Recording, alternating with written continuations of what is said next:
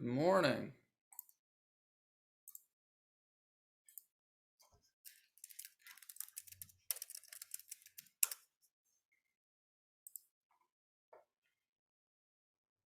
Hello, hello.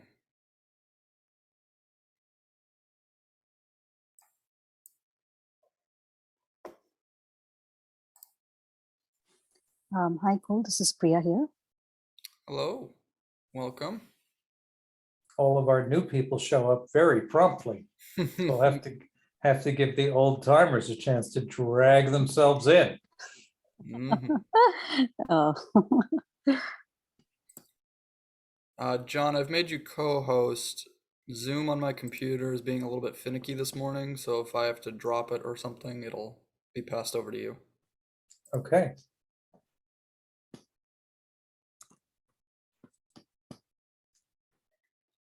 Lee, I'm just reviewing this community of practice toolkit you sent me. And as you may have seen from recent emails, I'm already working with it. And we'll be discussing it today.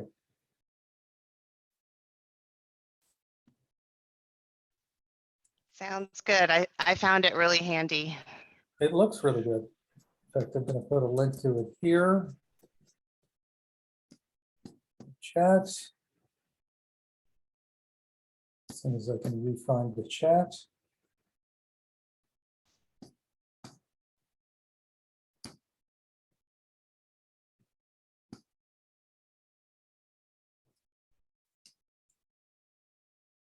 And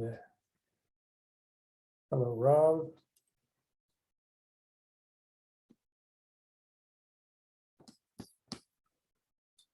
And a link to the agenda, Cole.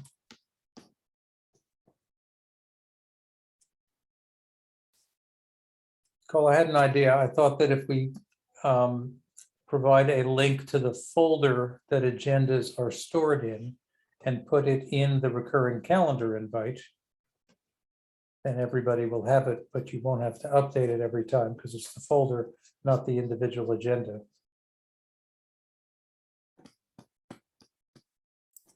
Sounds like a good idea. I'll get that set to go. so, Cole, this town hall meeting happens once every week on Wednesdays. This happens every 2 weeks on a rotating Okay. schedule. So right now we're at 9 a.m. EDT, and then 2 weeks from now it'll be 3 p.m. EDT, and then it goes to 9 p.m., and then it comes back around to 9 a.m. again. Okay.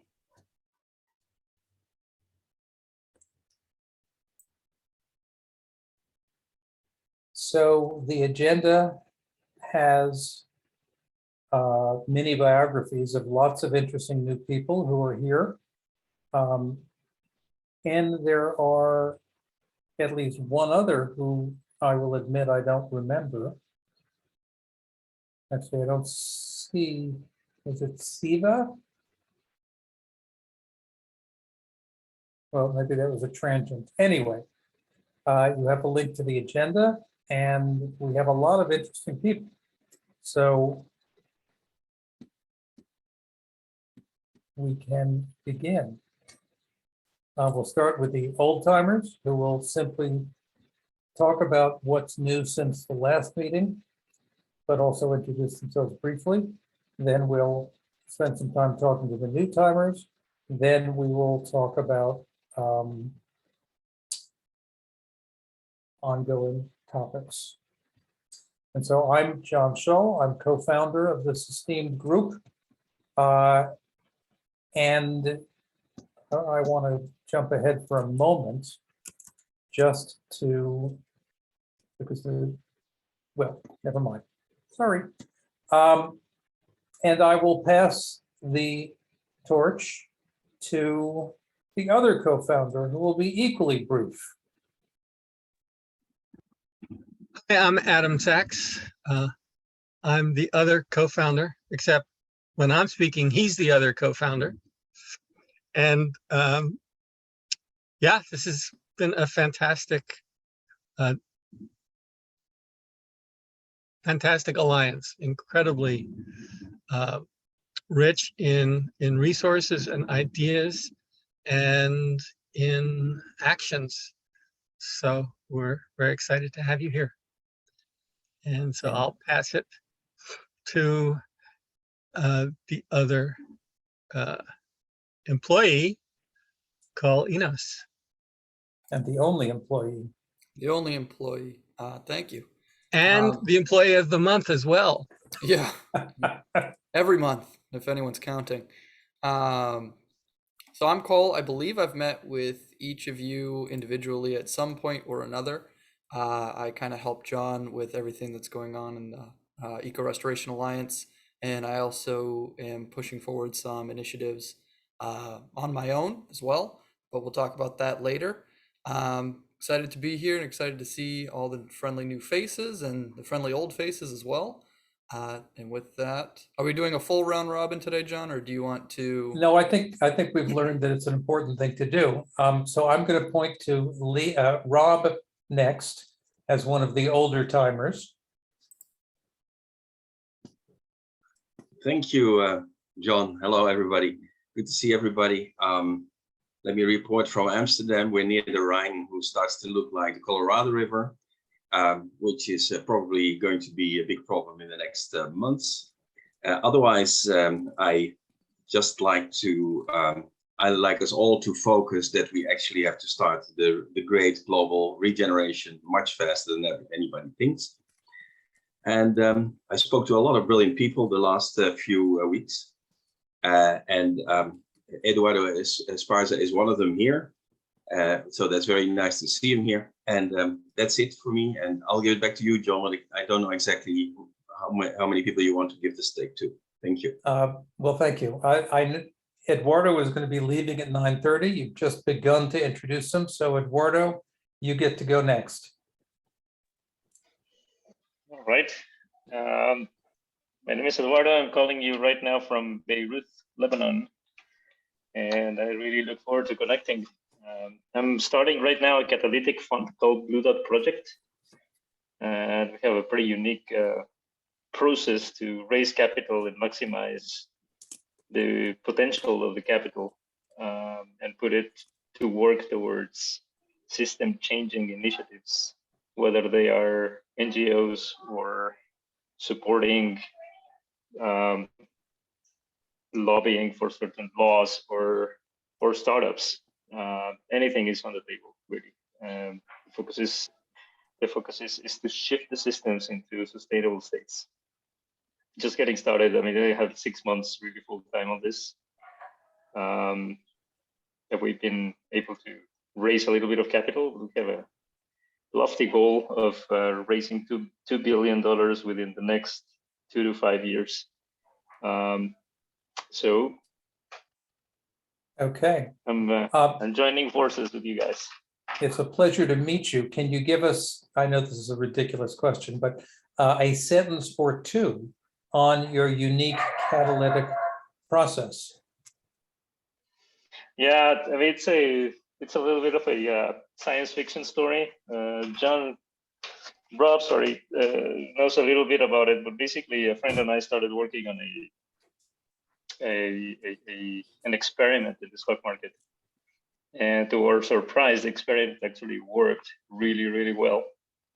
And to the extent that we have like one of the highest performing algorithms for high frequency trading in the stock market. So we're basically Robin Hood, going to the stock market and then siphon money out of there and put it into this catalytic fund for climate. Got it. So that's the idea. Well, thank you. Pleasure to meet you. Let's go back to the older timers. I'm going to point to Michael Pilarski. Hi there. I keep keeping my picture off because my camera seems to be malfunctioning and I'm very fuzzy. Maybe that's because I'm in the North Cascade Mountains, Washington State.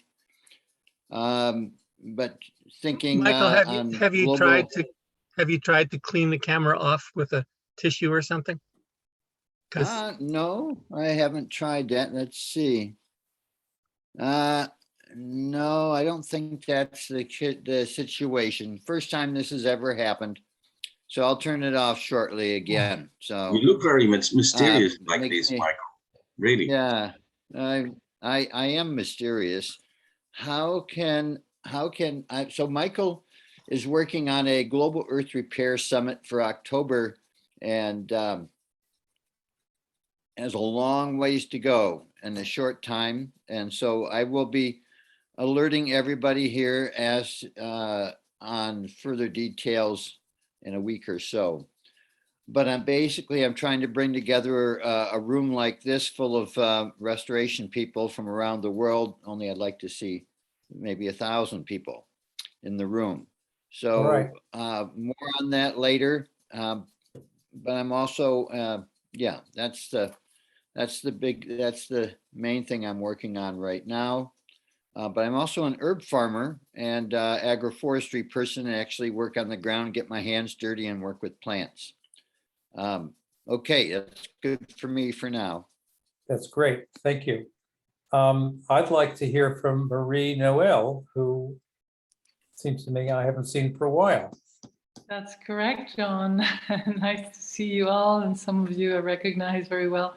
To apologize, I don't often join because the time is not always right, and now I thought there's no excuse. This is the middle of my afternoon. I have no excuse this time, so thank you for changing the slots around. Just to say that I'm leading WeForest, and we are experiencing quite a pivoting of our business model, where for the last 13 years, we've been working on primarily donations to develop our forest landscape restoration. Since 2 years, we have started developing carbon certified projects, and we're pivoting the whole model, trying to be as smart as we can to sell it at the highest possible price in order to benefit the communities. Because we're obviously non-profit, so our interest is to get as much back into the communities, which we're spending so much time comparing, analyzing what others do, learning from the others. So that's a big focus for us right now. And the other focus, and I know Rob will know what I'm talking about, is that since day one of WeForest, we have been super interested in the water cycle, like many of you. And only this morning, I was reaching out to people at NASA and GEO to see how they could support all the scientists with their work. So I'll be back to you with some news in the next few weeks, hopefully. That's great. It's really wonderful that you're here. You're one of the very first people we talked to when we were booting this thing up. And as you can see, you now have some really interesting colleagues. Wonderful. Yes, great to see you all, Rob, Jake, and everybody else. Yeah. So since you're talking about carbon credits and finance, I'm going to segue to Gregory Landua. Hey everyone, nice to see you. Nice to see you. Yeah, lovely to be here. I'm glad I got a chance to get on one of the town halls here. So yeah, my name's Gregory. I'm one of the co-founders of Regen Network. We've been working on building community-owned public infrastructure for carbon and other forms of ecological accounting. So essentially what we've built is an integrated claims registry system, digital MRV system, and marketplace that is all fully open source. And you know, the aim has been similar to WeForest, to get as much of the money that's exchanging hands directly into the hands of the land stewards who are responsible for the outcome or the practices. And we also try to sort of de-bureaucratize the process there, so it can be more creative, more transparent, and quicker to bring new forms to market. And we've succeeded in selling a lot of credits and sort of building a lot of momentum. Really excited. You know, the last thing I'll say is one of our guiding principles is really that context is everything. And these sort of bioterritorial or eco-social context of a regeneration project means that, you know, new credits or forms of value really need to be produced and governed and monitored by local communities in cooperation with global communities instead of sort of top-down standards processes. So we really try to build everything towards that as our goal. So yeah, and super excited to be here and listen in, meet everybody. And if there's any ways that Regen Network can support folks in the community, please reach out, and I'm happy to follow up and have conversations either here or separately. Yeah, well, great. So I just want to remind you, Gregory, that in some of our early conversations, we talked about the desire for what I have called guilt-free carbon credits that were sort of certified as unusable as offsets, just as an expanding, just to expand the portfolio of available instruments. I still think that could be a really interesting offering to come out of this group in particular. So when you're ready to dig down into that, I'd be really interested in that conversation. Well, you know, I don't want to sort of side rail, but there's a whole working group based on, I think, a different way of articulating this, which is stewardship credits that can relate to potentially offsets or other forms of claims, but fundamentally is just tracking environmental stewardship in a place. And there's already, so we have a kilo sheep hour that we've developed in partnership with FiberShed and their amazing work. I don't know if people know, but the amazing work that FiberShed does. So it's really exciting. That's already sort of coming to market. We've been in 3 years of research and monitoring with that and science. So there's sort of like, there's a really cool foundation, and there's a pretty dynamic community asking what that might look like in different contexts. So definitely would invite people who are interested to dig in. Again, it's sort of all a very open, dynamic community. So maybe you can drop a link to that group into the chat for those of us who want to catch up. Sure. Thank you. I'm pretty familiar, or somewhat familiar, with FiberShed. We were both beneficiaries of a Google fund, and I would like to, reinforce what Gregory just said. I think you should get in touch with them, John. They're out in California, and I think it's fibershed.org or something like that. Terrific. Is that correct? I'll drop in the concept note around Kilo Sheep Hour, the Discord where some of this conversation happens. A lot of it happens in email threads. So, but I'll do my best to sort of weave anybody who'd like to be included in that into that conversation. Terrific. I'll just do a quick footnote. My wife, who is a spinner of wool, is very involved in the Chesapeake FiberShed, which has been going for about 1.5 years. Terrific. I'm in the DC region. And Maria is walking and raising her hand at the same time, and on mute.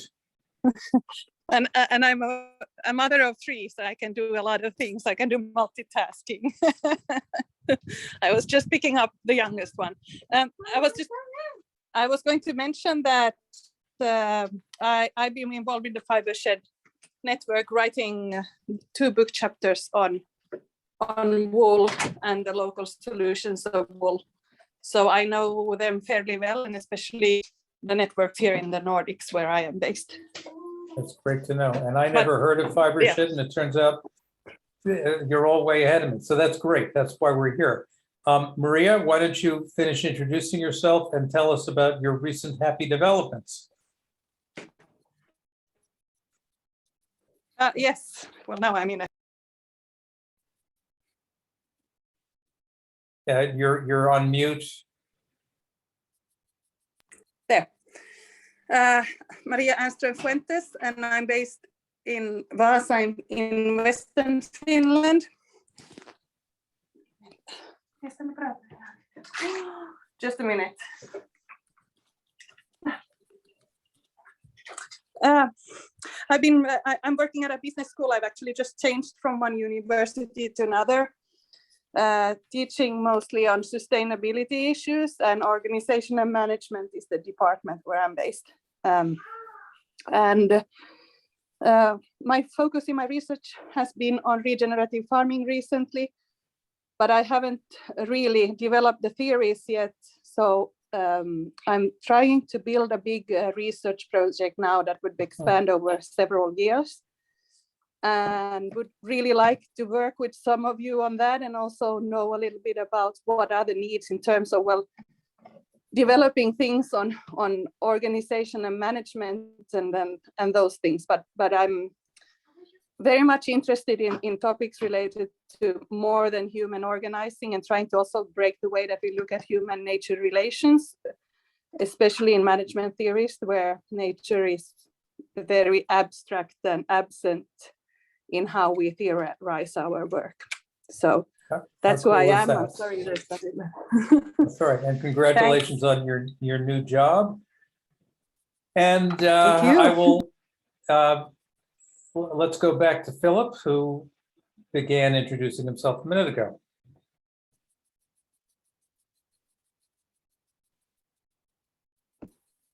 Hi, I'm Phil Bogdanoff on the board of Bio4Climate, based in the Washington, D.C. region. I'm very involved locally, city, county, and state level, particularly around the role of agriculture and the fact that globally, if not regionally, we're entering a food crisis situation that's only going to get worse. So enough said for now. Okay. So we have, I'm delighted to say, a lot of people here. I appreciate all of these little vignettes. I do want to point out that it's sort of become obvious to me that one of the most important functions of our group is that people get to establish new relationships with each other and begin collaborations of this sort. So take these introductions also as invitations to make side relationships, and then by all means tell us about them. Jake Kelly. Hey everybody, I'm traveling right now. Sorry, but my name is Jake Kelly. I run a nonprofit with my own company called Blue Green Futures. I'm involved with the leadership team of a global climate movement called Our Planet, Our Future, where we're working alongside civil society and business with 40 of the world's biggest religious leaders to design campaigns which get individuals and organizations activated and involved in sustained committed action for climate. Jake, Jake, sorry, you're Yes. only barely audible, although your video is perfect.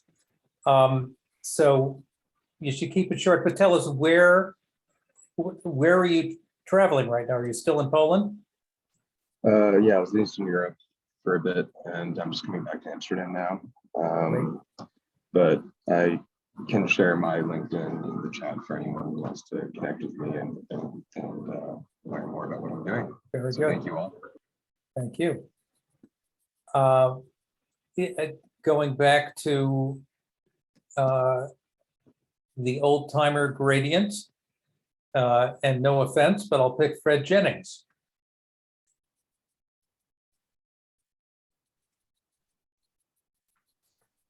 Well, hello, everybody. Hello. Yeah, I'm Fred Jennings. I'm from Ipswich, Massachusetts. I'm an ecological economist and have a lot to say about where economics went wrong and why economics has ignored ecological issues. And but that's a longer story than I can share with you this morning. But I'm also have been offering a series of courses under Bio4Climate, and I will continue to do so. So if you're interested in some of these things, that would be a good place to start. Thank you. In case Jack Mazingara was signaling that he needs to leave soon, I'm going to let him jump in and introduce himself.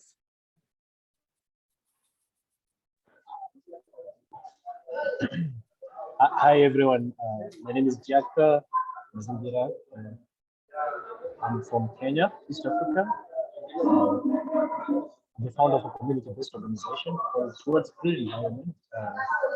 Jack, can you get as close to your microphone as possible? Sorry, I'm using a phone and I'm in a crowded place. That's right. Yeah, so I was saying I'm Jack Mazingira. I'm from Africa, Kenya to be precise. It's really an honor to work with this great alliance. I'm the founder of a community-based organization called Towards Environment. Basically, working on generation, restoration of ecosystems, creating awareness on climate issues. So what I do, it's really a pleasure to be here. Thank you. Thank you, Jack. There's a lot of background noise. I'd love to know more. And I believe that Paula, who I will introduce next, can maybe give us a little more background on you if I remember correctly. But I could just make out a few of the things you said. So Paula, why don't you introduce yourself and perhaps Jack?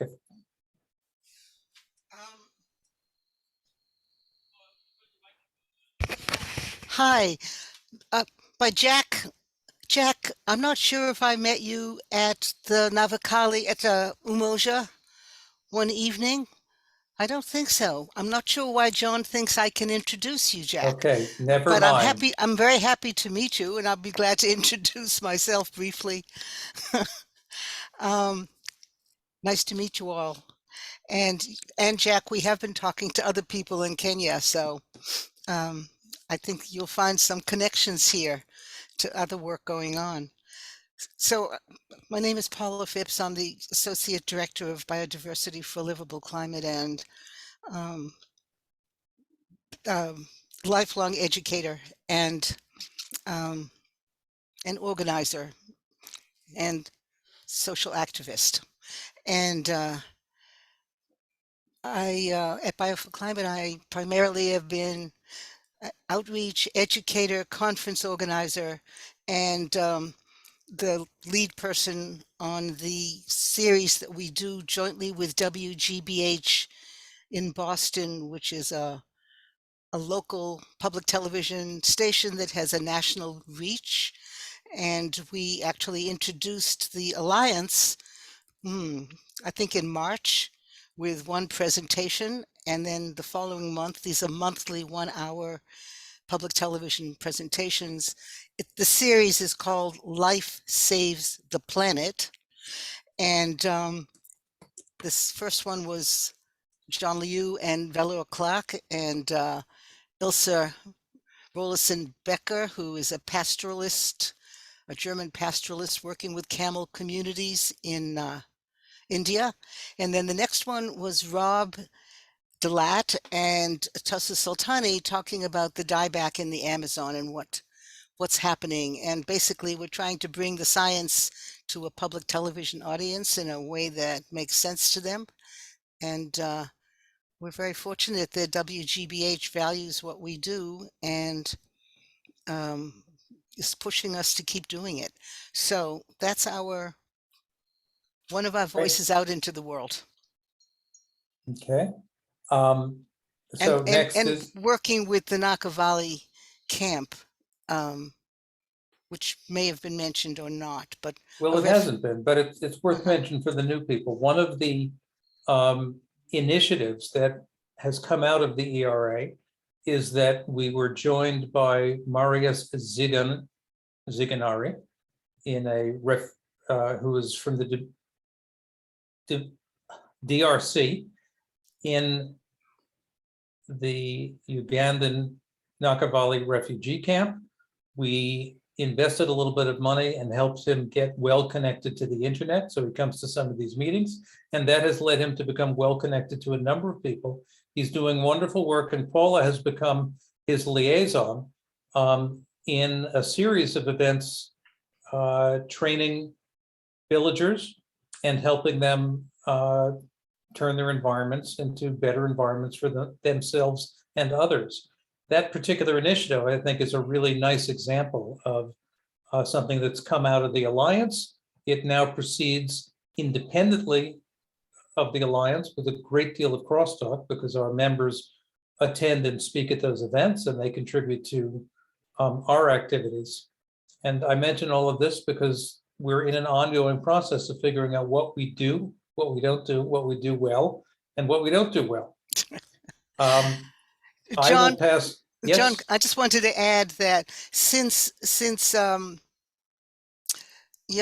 Marius originally came and asked for help, and we've been able to give him some degree of help, we've started hearing from other refugee settlements, and now we're aware, and Rob Dillette is extremely knowledgeable about a wide range of refugee settlements, and the ones who are approaching us want training in agroecology or in permaculture. Those are the two different approaches that they've come to us. So there's a great interest among smallholder farmers who have become refugees, and even refugees who have never been farmers, to learn how to farm in a way that provides them with food and also heals the land.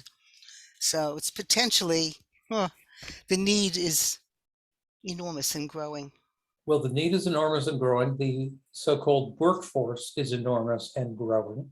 There'll be more and more refugees and climate refugees in the years to come. They tend to be put in the most degraded landscapes because the real estate is cheap, and it's a really poignant opportunity for them to rehabilitate those landscapes for their own benefit and for the planet. Philip. Not to be too pedantic, but we all are very sensitive to the use of language. First distinction, a camp is a temporary thing. This Nakavali refugee settlement has been in existence since 1958, has over 100,000 people in its population, so it's more appropriate to call it a settlement. Also, there's a growing concern about whether you're a climate refugee or a climate migrant. The refugee has legal definitions in terms of asylum and so forth, which may not hold for the general issue of migrants. It's complicated, but. That was very complicated, but a lot of good factoids in there. Thank you. And should say that the people who are coming from the Congo into this camp are coming as a result of war. Their villages have been destroyed. Yeah. Jake, your hand is up. Yes, so I met with the founder of Step Up One a few times last month, just to see how we could use their business model, where they've been trading digital workforce folk in the biggest refugee camps in Kenya. They've turned into a $15 billion business model where they Step Up One is in the chat. I don't know if you can hear me well, but I'm trying to work with meet with him again and some others to see if that model might work in other places in Africa or Brazil in the Amazon, where you could have them 70% of the time focused on that digital workforce skills, where they work on sales, marketing, fundraising, something else, and then 30% of the time or 40% of the time you get them to become eco-restoration leaders in their communities. So not only this is a way in which you get people to not have to use go after economic activities, which might be around deforestation or farming or mining, and divert them towards digital workforce skills, and maybe bring in some of the biotic regenerative agriculture models. That's great, Jake. Give us a link or something if we can do some more homework. It sounds quite relevant. And I guess I will point out that many of these topics are worth more than these little digressions in vignettes. We can put them on the agenda for a future meeting. And sometimes we have presentations, but today we have a lot of people to go through. So I will turn to Saint Maya of the Miyawaki. Thanks, John. Please, no one refer to me that way. No, I'm just kidding. I'm Maya Dutta, based in the greater Boston area, and I work at Bio for Climate in many capacities, one of which, as John mentioned, and as my background kind of alludes to, is creating pocket forests using the Miyawaki method, which essentially is to kind of recreate or jumpstart reforestation of the kind of natural forest ecosystem native to a particular region. This is a method of planting that emphasizes biodiversity and kind of density to create a haven for different flora and fauna of the native ecology in areas where that natural landscape has been degraded. In particular, because a lot of the examples are kind of modular and pretty small, they are well applied to urban areas where we have lost touch with a lot of our native ecology, where a lot of species really kind of struggle to hold on, and where people don't experience so much the connection to forests, to nature, to other living things. And so it is an opportunity to start reintegrating nature into our urban landscapes to better cycle water, manage storms and flooding, manage heat, particularly, and to kind of improve our physical and mental health and well-being, and kind of community connection to land. And also an opportunity to learn and teach about eco-restoration more broadly, because it is kind of a small catalyst, but really gets people excited and really eager to get more involved in kind of the restorative aspects of dealing with climate change, rather than all of the destructive and degrading ones. So it has been really exciting work to start putting these in Cambridge, Massachusetts, where we have our first and soon to be our second, and talking with many other municipalities in the Northeast US and beyond on this. And recently I was very fortunate to undergo training on the Miyawaki method from colleagues at Sugi, where I am part of their fellowship program, and with their partners at A-Forest, which is based in India and does a lot of work and examples there. So really eager to kind of apply that perspective on soil and forests and community building, and connect to other efforts to both create more natural landscapes and really get more people involved, particularly young people, particularly kind of communities that don't have very much access to nature and generally kind of face the short end of the stick on environmental justice and racial and economic and social justice. So I can leave it there, but yeah, I see your hand up, John. Well, you could leave it there, and yet there's a long story there. I just want to flag that this could turn out to be relevant to something that's on our agenda when we get through meeting people. Cole is thinking about trying to stand up a consultancy based on the wealth of expertise in this community. And so that's another function of this review, is look at all the things we've got some really interesting experts on. But we're not there yet. We are going to turn to Poyam, who is one of our newer old timers. Before we do that, John, sorry, just real quick, Jake has his hand up. Jake, are you all set? Thank you. I just never took it down, sorry. Oh, no worries. Okay, Poyam. Hey there. So I'm Poyam Riles. I'm a water resources engineer and a hydrologist, permaculturist, living in Northern California, and I'm just looking to connect to do more of this kind of work, and also an artist wanting to do land art. If anybody interested in having ecological land art done on their land, give me a call. Oh, very interesting. Yeah, I'd love to connect with anyone here interested in doing projects, especially qualified in work around water, rivers, and hydrology. but able to do all That's kinds of great. things. And also, there's a rating system for infrastructure, so that could include anything that's built infrastructure that's not a building. Sustainability infrastructure. It's called Envision rating system, and so that's something that we can use if there's somebody who who wants to showcase the project.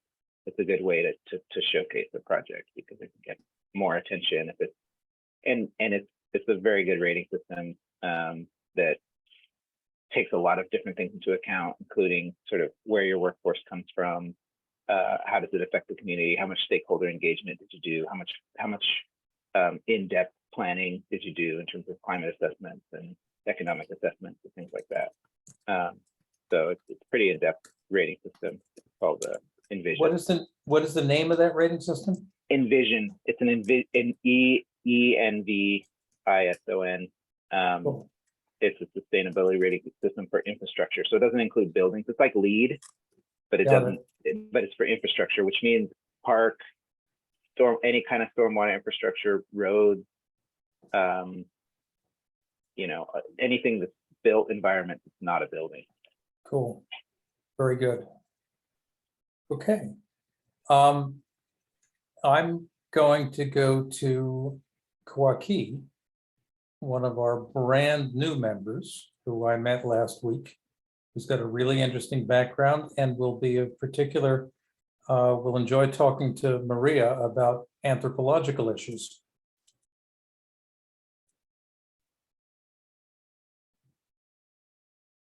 But you're on mute.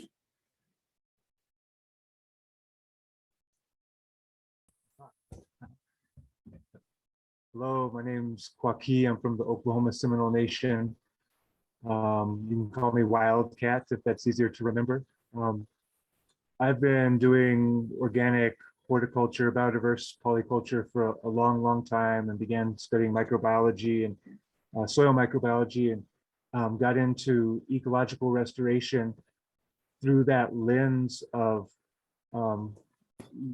soil microbiology as it relates to biodiverse polyculture, and have moved into different forms of ecological restoration. And I'm now really focusing on reforestation. I've lived in the desert for about half of my life, northern New Mexico in the United States, southwestern United States.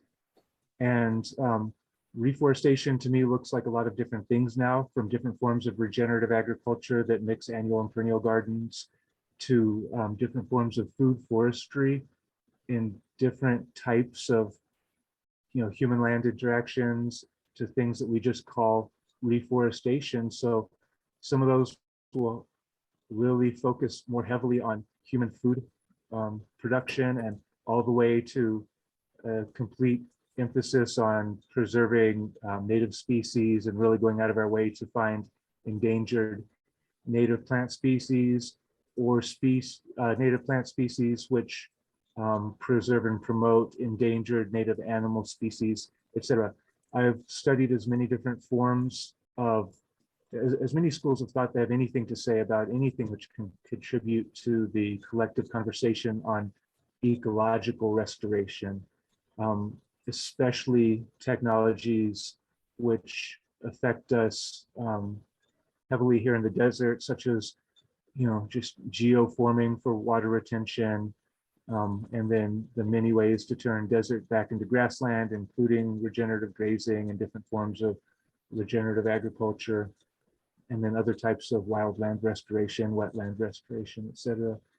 Right now, working on different projects that relate to everything I've mentioned, also helping a dear friend. We're starting this 100 trees a year thing, and just trying to get that to blow up here in New Mexico right now, just asking everybody we know to commit to planting 100 trees a year for the rest of their lives. And if that seems like too much work for them, to just collect all of the seeds that move through their lives that could be turned into trees, shrubs, or vines, or any other lignous, any lignous producing plants which can feed the saprophytic fungi, which create humic substances and create the really magical molecules in soil.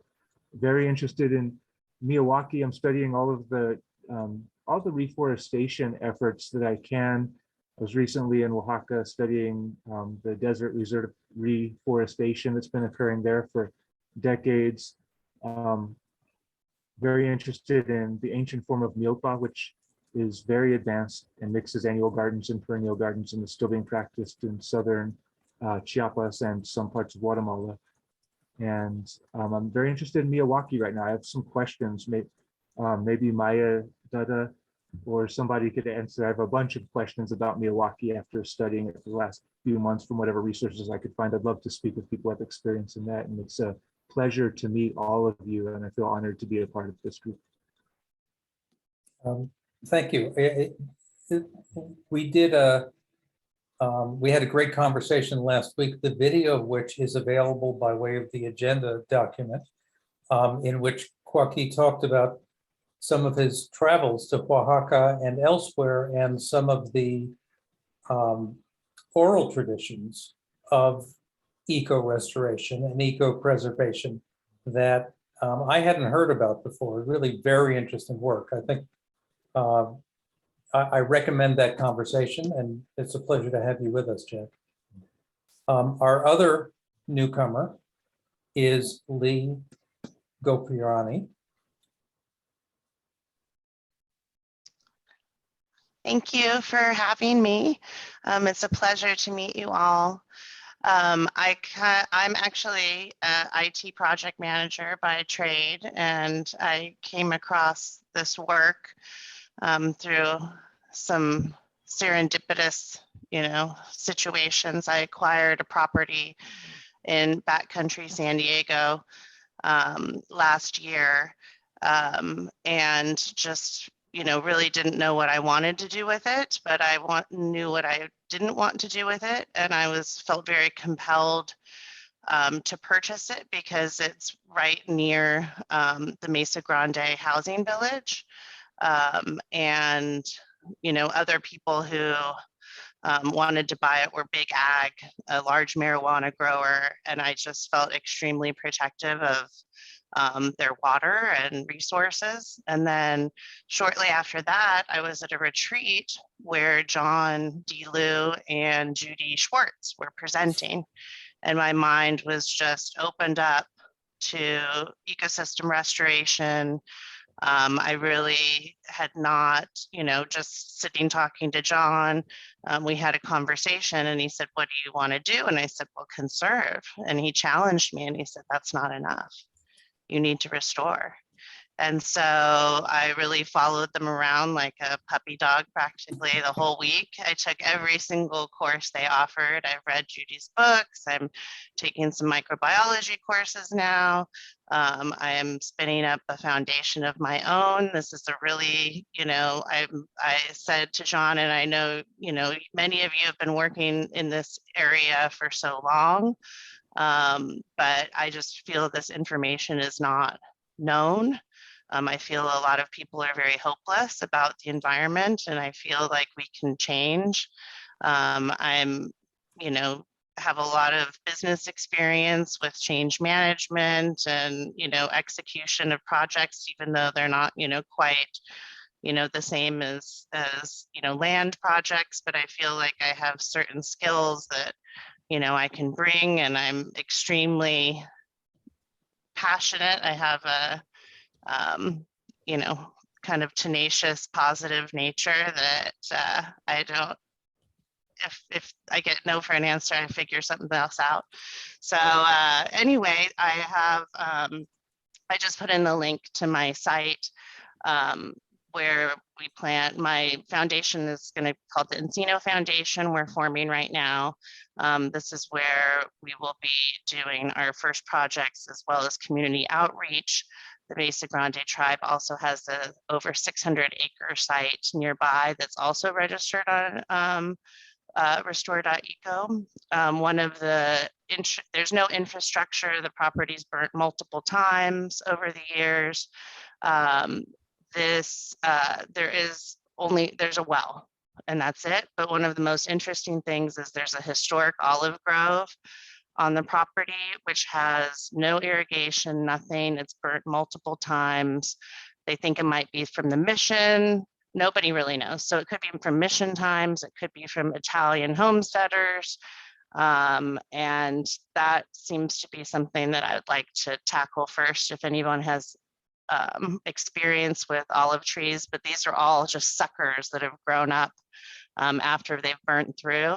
And you can see that they're just now these gigantic bushes. And I know that something needs to be done and there are opportunities there. So I'm really, you know, looking for, and there's no irrigation or anything. So, and we're at 2,000 feet. So we've got some fog coming in from the ocean. We have a lot of hydrological opportunities on the property, and I'm really looking forward to, you know, exploring all of those, to meeting all of you. My mind is just, you know, I know this is, you know, one of the things I said to John, you know, I'd talk to him and I'd say, I want to do this. And he'd say, it's not about you, it's about, yeah, it has to be we. And so that's why I feel so pleased to have found this community and to meet all of you. And I'm really looking forward to learning and collaborating with all of you. And if anybody knows anything about olives, let me know. Olives or irrigation. Maria, hand up. Yeah.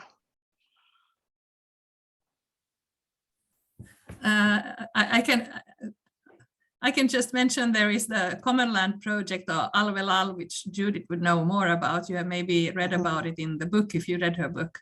Yes, I have. But they have the olive trees are the basic, or they are kind of the keystone species there in the project in that area. So you could connect with them, I guess. That's a good idea.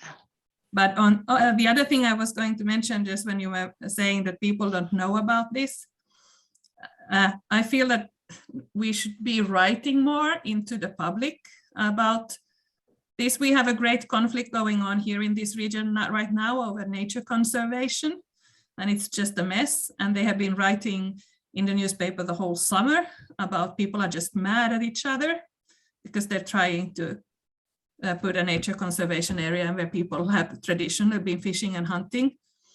But there are problems with degradation of water and all these things. And I'm just feeling that I would like to write more about it, but I don't have the capacity to give this information out in a way that people would really understand. And I've had lectures where my students are transformed during the lecture and start to see the nature in a different way. But I would like to have some kind of basic text that could be worked into different languages to get people to kind of catch on and understand what we're talking about. If we could work on that together, that would be great. Yes. I heard that. I think that is a great example of the kind of project we might be able to do. I had the experience recently of hammering out a few bullet points for an editorial I could imagine writing. And Maya and Tanya, I think, sort of picked it up and are working on it. So I think you know, writing the article, thinking of the structure of the article, they come to us at different times. And so figuring out how to work synergistically is what we're here for, which actually brings me to one segue before I turn to Paula and Michael, whose hands are up. I just want to say that when we had our intro conversation with Lee, she used the phrase community of practice. And it had me realizing that there actually is, it's a useful concept. And so I just wanted to show this slide, which I'm thinking about a lot. I want to acknowledge that I suspect that one of the reasons we have quite a lot of people at this meeting who we haven't had before is because we're not dwelling on issues of governance, but they are in the background. And thanks to Lee, I have this diagram now, which allows me to say, I have been assuming, and maybe it's true, but it hasn't happened yet, that the ERA was going to be a collective whose members end up making policies and decisions and funding of various projects, and who can then, as a group, join other alliances like the World Resources Initiative IX 20 by 20 group that we'll be talking about later with Patrick. But an alternative model, and it may be a necessary model if we don't just converge on a collective decision-making process, is the community of practice model, where there's a small core team, a few of whom may be paid. Right now, that's Cole, who does a great job.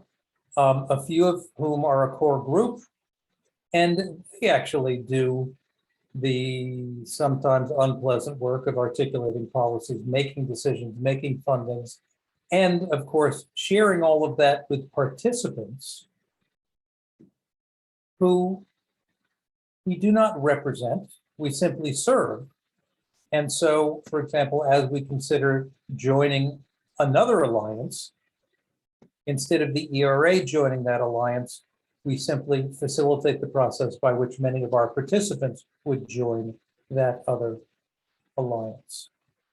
Which is just to say that the models by which we, quote, govern ourselves and interact with each other are a lingering topic of conversation, part of which will emerge in the August 23rd reminder, next consensus workshop that Judy Schwartz is organizing and that some of you have already signed up for. This concludes my commercial digression on the topic of governance. Back to the raised hands. Paula. I was only going to suggest that Tony Renato's work with farmer managed natural regeneration is, I'm sorry, community. FMNR. Yeah, FMNR, which is about taking living shoots from dead trees and turning them into full-grown trees. I don't know how useful that would be. I don't know what Tony's experience has been in that kind of dry country, but he'd certainly be open, I'm sure, to talking with you, Lee, about what some possibilities might be. And just like really quickly, Maria, keep in mind Bio4Climate's compendium of scientific and practical findings when you are thinking about writing that article and wanting a place to publish it. So that's it. Thank you, Paula. Yeah. Michael. Hi, I heard Lee mention that they have fog, ocean fog come into their property. I wonder if you know about fog combing yet, because if you don't, maybe it would be a good idea for you to set up one example of fog combing on your property as a model for other people. I don't think it's that horribly expensive. I have a series of resources for fog combing. And so if I had your email and chat, or I could get it from Cole, I could send you that fog combing information. Or if anybody else wants to know about fog combing, I'm researching that. Okay. Thank you, Michael. I read in Judy's book about a dew harvesting barn as well in Texas. So I thought that was really interesting. I love all of these ideas. Thank you so much. This is exactly what I want to do there. I want to do projects like this that people can learn from and repeat and offer that information out. Michael, please copy the group because I would like to read that too. Yeah. I did some research a few months ago on fog harps because I was thinking 3D printing of fog harps might be a really good way of engaging my other community. It's not clear that that's true, but I did learn that typical fog harps are made by putting a screen up in the atmosphere, but recently up so that it collects the dew and the dew then filters down. But it turns out that if you use a bunch of just verticals, you make a screen with no horizontals, the drops flow much faster and you get much less evaporation. This is a relatively new finding. It just goes to show that there's a lot of really interesting and not complicated work to be done. And I think fog harps are a really cool concept. Rob.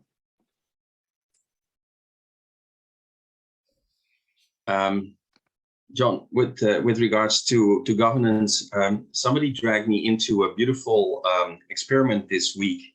And basically, as you know, I'm extremely concerned with, well, we all are, with expedience and with scaling of efforts. And okay, what they did was they sort of, what do you call it, scraped with my authorization, my LinkedIn contacts, and they put it in some software that then showed a network, and they could reach out to that network for decision making. And they said, well, if we want to have a climate swarm of millions that decide jointly on projects, they just have to go to the website, get a bleep somehow, go to the watch. They can add projects, they can vote on projects, and then, well, the majority or whatever rules are in there are set. And this way you can scale. You have your governance, which is very bottom up, and at the same time, I don't think anybody feels left out, because everybody is allowed to vote and to bring in. So if on Friday I have more about it. Once it works, I'd love to show it to you. It's still in stealth mode, but it might be of help to the scaling that what we need. Thank you. That's great. Cole and I also met with, I think you're talking about Brad DeGraff, and we have looked at that process also. I'm eager to see how we can actually use it, not just hypothetically use it. I'm beginning to suspect that one of the jobs of the core team under the community practice model may be to explore and then roll out as possible these models for use by the community as what Enable we call optional utilities rather than mandatory governance principles. So we'll just have to see how it evolves.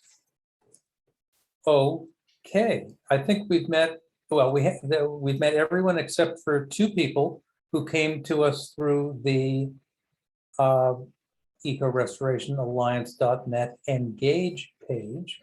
Those are Priya and Max. And for some reason, they've been put in the category of guests, not members. But why don't you say hello while you're here and how we might work together. You're on mute, Priya. Hi, this is Priya Rajagopalan.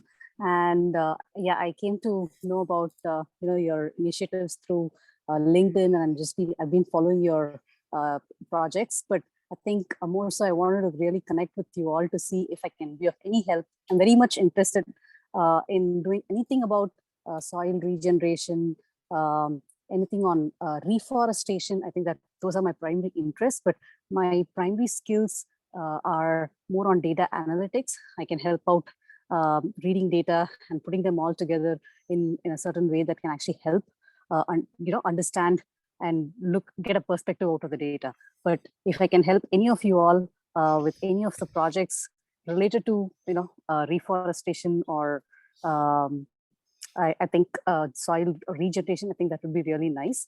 And my slate is very clean. I see that many of you all have a lot of experiences on like on environmental science and different areas of like subject areas where you all seem to be pretty you're hands-on, and I'm not there. I'm just a beginner, and I'm open to filling my my bundle with anything that I'm going to read through and hear, and I'm going to learn a lot. But I can help you all in the process. So feel free to reach out to me. I'll share my email address. I'm looking for ways to help my local community or anything that's related to soil regeneration and afforestation or reforestation, however you call it these days. So yeah. All right, my name is Where is your local community located? I'm based out of Los Angeles. Very good.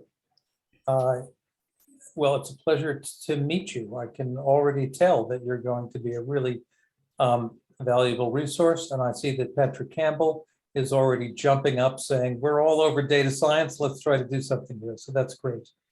Sure, thank you. And Max, are you still with us?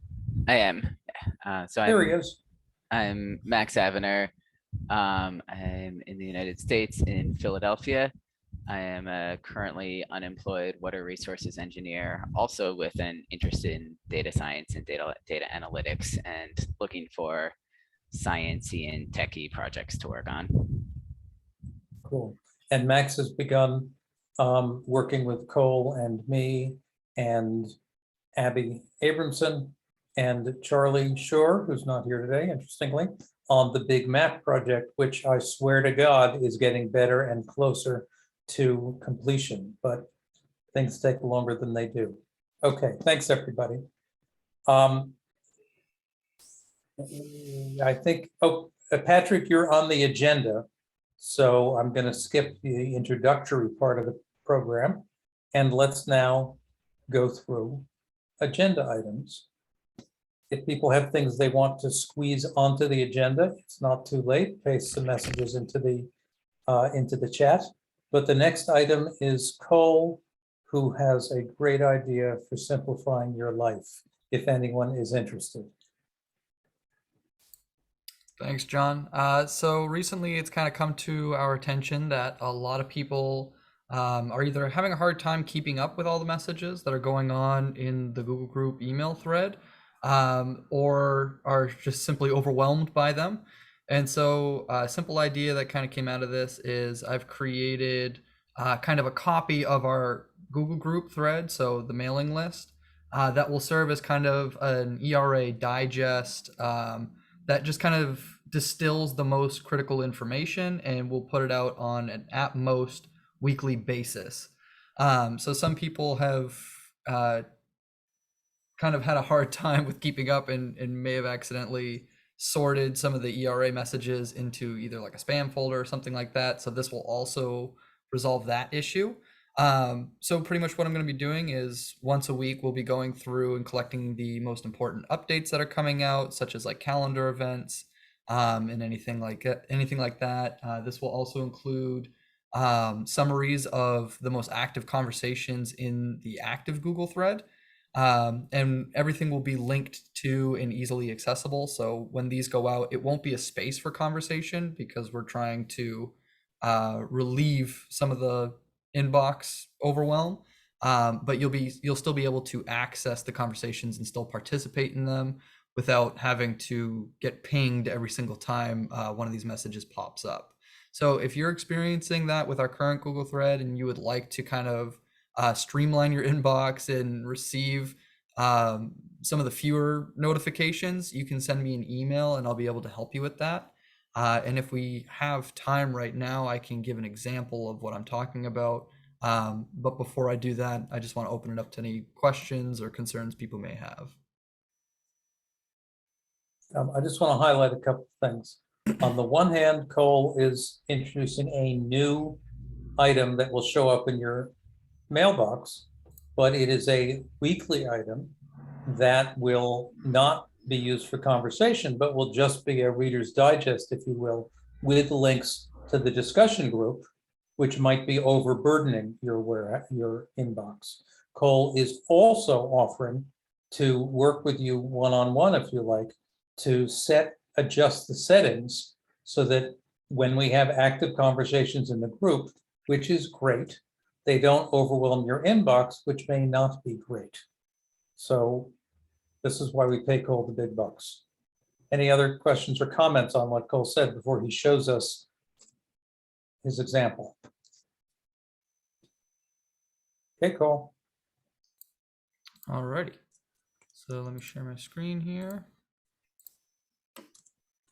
So very quickly, what I just wanted to show everyone is this is kind of the back end of what we see in the Google group.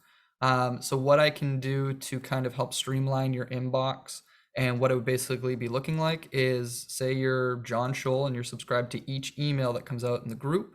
Very quickly, what I can do is either limit it to digested, abridged, or none. This won't limit your ability to post in the group or contribute. You can still access it through the Google Group website, but it won't ping you every single time someone sends a message. I believe the digested will send you a daily email that kind of summarizes and compacts everything into one. And then the abridged, I believe, is weekly, but I'm not certain on that, so don't quote me. To give an example of what the digest email would look like, I've kind of drafted this one up, and these will be available once I add everyone to the new mailing list.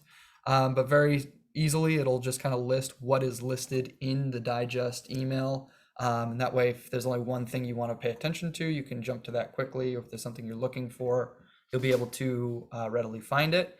And then you'll be able to click on the links, as we said, to any of the threads that are being discussed or being summarized, or any other important documents that'll be listed. So we may also be using this for like the agenda document that I send out before these meetings each week. We'll probably also use them to start notifying you of upcoming interesting conversations, like when we're interviewing potential new members, and just general things like that. This can also serve as calendar updates. So if anybody has an upcoming event for you or your organization, you can send that over to me and that will be included as well. And once again, if you can give me an advance notice on those, we're only trying to send these out weekly to not overwhelm people.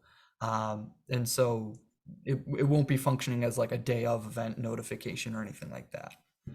But yeah, that's pretty much the idea. That's simply put what it is. If you have any questions, you can let me know here or by sending me an email. And I'm going to look to start doing this by the end of this week. So you'll be seeing that very soon. Any questions or concerns about this? Okay.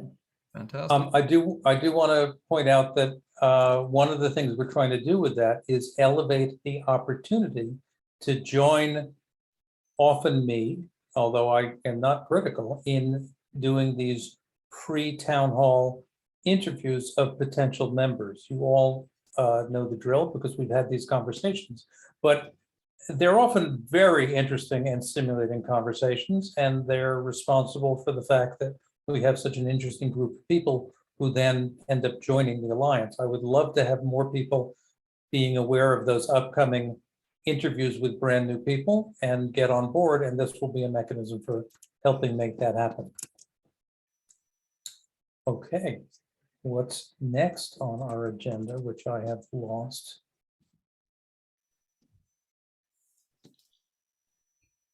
While I'm looking for the agenda, can someone else tell me what the next topic is? Here we go. Okay. So Patrick Campbell and the World Resources Institute 20x20 initiative. Yeah, thank you. First of all, good to see all of you guys. I always enjoy listening to everyone's story, and a lot of you I haven't met, so yeah, love to get in touch with a lot of you.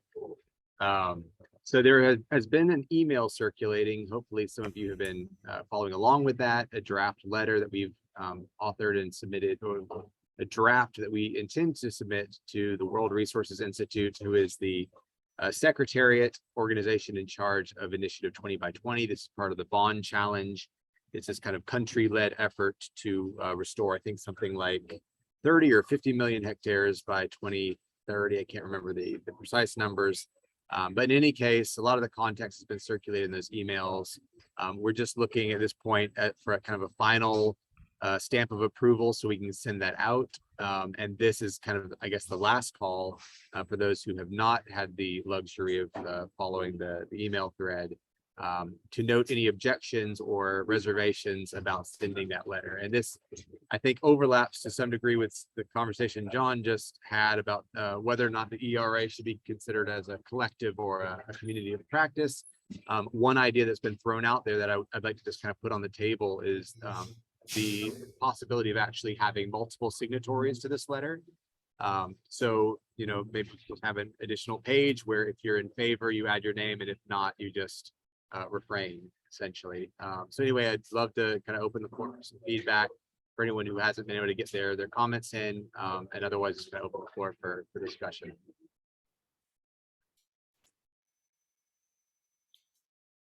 I have a comment. So first of all, the letter has been commented on by several people, and there were several suggestions for how we would put it forward. I tried, sorry, so now we're back onto decision-making. My proposition, I should say explicitly, for what I was calling converging consensus voting, which I thought would be our mechanism for making a collective decision to try to have ERA join I-20X20, my converging consensus proposal said we should do things this way. If a proposal passes with at least 20% of our members voting, with at least 80% agreement, that will pass. Well, it didn't get 80% agreement, and it didn't get 20% participation. So it didn't pass, and we don't currently have a collective decision-making process, which is one of the reasons the community of practice model and Patrick's notion that he or I can write the letter as liaisons to the ERA, and that individual members can sign, is, I think, the only instantly available answer that we have. And I think it's a good answer. The nuances will have to be clear to us and clear to them. But Patrick, if you you do one more version of the letter that tries to get those nuances right, I don't think there's anything preventing us from following up with that interesting opportunity, incorporating the changes that we have done, and sending it out as liaisons to the ERA community without making the ERA itself official members of this alliance at the moment, at least, because we don't have a mechanism for being official anything. But this gives us a way of moving forward. Yeah, and this might actually be a kind of behind the scenes conversation with Luciana, because there's a little bit of ambiguity in how an organization like the ERA would partner with the organization. So it might be a kind of a moot point. This might be just the way that they intended to establish these partnerships, is as a liaison to our members. So I'll probably reach out to Luciana and try to get some clarification on that. But maybe in the meantime, for those who are expressly interested in signing on to that letter, and if you have any conditions, just reach out to me directly. Tell me you'd like to have your name included, or maybe I'll just circulate a page and have it done that way. But in any case, we are trying to move that forward as quickly as possible. So if you do have concerns, please go ahead and register those with me as soon as possible. Holly, you have a Right. question? And so Patrick, you should indeed, because not everyone, in fact, most Alliance members are not present at this town hall meeting, put something into the Google group with the update that reflects this conversation and proceed along these lines.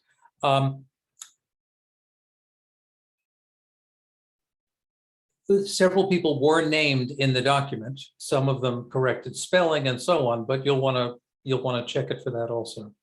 But I think we're going forward. And Patrick, thank you so much for acting as the liaison and coordinator. Yeah, absolutely. Thanks. Any other discussion on that? I guess I will say that if IX20 by 20, I20X20 succeeds in its goal of acting as a conduit and pipeline for what they say is up to $3 billion of eco-restoration money, these decisions about how we organize ourselves may also have impact on how that money flows. Typically, when money gets involved, that's when you need some kind of a disciplined process. But there are disciplined processes available through the community of practice model as well as the organizational model. So we're working our way through that, and further refinements will arise. Next topic on the agenda, I'm confident,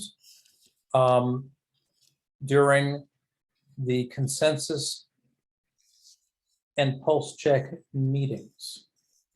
Now, Judy Schwartz isn't here yet, so I will just, is not here this week. So I'll just summarize that topic. Half of the people here are newcomers, so you may not know that we've had a number of workshops moderated by Jeff Goebel, who's a very well established mediator in the eco-restoration and conservation field, which helped us develop a sense of who we all are and of what we're about. There is a quite extensive and I think inspiring document that Judy wrote, which distills all of our words into a 2 to 3 page statement of what are many of our core values and beliefs. But we still don't have a short statement of purpose or mission. And so at this working group meeting on August 23rd, we're actually going to try to boil that down further into something that we might all say, yes, this captures the very essence in a single paragraph or perhaps 2. So that's an ongoing process. There will be another meeting on September 7th to see how we are doing and where we go. If participation is large, it could become our consensus-making, decision-making process. If the group is small, it may just be an opportunity for a small group of people to really hammer out statements of purpose and mission, which of course will then be reviewed among our various members.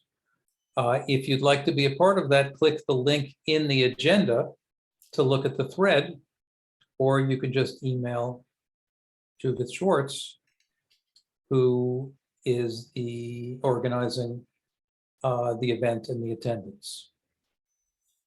Any other? There's the link. Any other questions or comments now on this general issue of voting versus consensus versus ad hocery versus the need to act quickly versus the need to figure out who we are and how we will operate?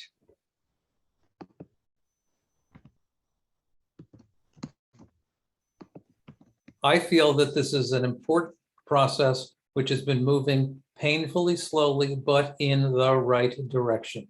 So thank you for your patience, and let's move on. Next topic. Cole has an idea that he wanted to air with this group, and that might be another example of an initiative that takes advantage of our community and creates the kinds of synergies that we're all here for. Eco-Restoration Consulting Services, as floated by Cole Enos. Thanks, John. So I'm going to put the project outline in the chat as well, but it is there on the agenda document. And I do apologize. I feel like I'm talking a lot this meeting, but I'll try to make it brief. The idea behind this project is to actively go out and try to establish more eco-regeneration projects, or more specifically, just anything pertaining to this, to get the word out, to get more projects on the ground, and to get more people active in what we're doing.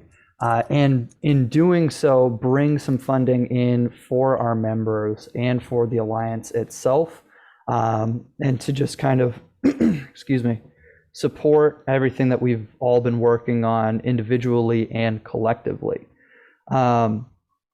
Essentially, the way I see it working is we would have a team of these consultants who would go to directly to clients to promote whatever it is that they would want to do. Clients can include anybody from schools to individual landowners, to local governments, to organizations or corporations who are just looking to fund projects like this. And essentially, the person would go there, establish what that organization's resources are, what projects they're looking to do, and then through their knowledge of the Eco-Restoration Alliance network, connect that client to basically whoever would be involved in it. So if someone was looking to do water management, they could be connected to Michal Kravchuk, who's done this work extensively. If it's a school that's looking to implement a regenerative curriculum or something similar to that, we could connect them with any of the massive number of educators we have in this group or the scientists that are associated. And essentially, we would be working to drum up contracts to get projects underway, to get consultation underway, and just spread the message and get these projects going. You can see in the document there are more details here, so please feel free to read it over and let me know if you have any questions or thoughts. I've already spoken to a number of you individually on this, and I've gotten a lot of great feedback. So thank you to those who have contributed in that way. Moving forward, what I would like to do is kind of pull together a team of anybody who's interested or has experience in this kind of work and figure out how to move it forward. I'm not going to pretend that I'm a professional in this. It's an idea I've had, but that in no means that I know what I'm doing. So anyone who would be willing to help or contribute, I greatly appreciate it. And even if you can't contribute consistently and you want to set up a side one-on-one with me, I'd love to do that. I'm already seeing comments that people are interested, and I'm seeing some thumbs up, so I appreciate it. Thank you, everybody. So I don't know if you wanted to discuss this. Please. John, you're on mute, by the way. I'm sorry. I was going to say, by all means, we have time. We've been so efficient in running through everything that it would be great to have a conversation on this. So I would suggest that a SWOT analysis be part of this: strengths, weaknesses, opportunities, threats. My initial reaction is that there are some serious obstacles that would need to be overcome. If you're contracting with entities, with schools, with governments, they're going to want to see credentials in terms of like PhD or master, civil engineers, if you're going to go in and spend government money on projects like this. So that is part of the beefing up of your portfolio that you'll need to do to sell. I'm also concerned that all of us are already stretched. So how is this going to be creating synergy rather than another demand on our calendars? So that needs to be worked out as well. Yeah, so, and there are other things that we can talk about one-on-one. Thank you for that. So this is a problem that I've already begun to think about. What I'm thinking right now is if you don't feel like you have the capacity to work on this project, I absolutely do not want to overwhelm anybody further. However, if you are interested, I want to be very flexible with this and set up times to talk about what your credentials are, what you feel like you want to contribute and what you can contribute given your time constraints. And so by all means, I'm not looking to overextend anybody or force anybody into anything that they're not interested in. So very much on a volunteer basis. I will be doing a good chunk of this work, so pulling together what information we need and try to alleviate the stress from those who can't really take it on. But I'll pass it on to Rob. Hi, Cole. Wonderful. I think it's a wonderful initiative, and I also do share Philip's hesitations. I thought maybe the structure could be something like there is a sort of a core group that once it has been established, that sort of is the secretariat that deals with this, and then we act as a swarm.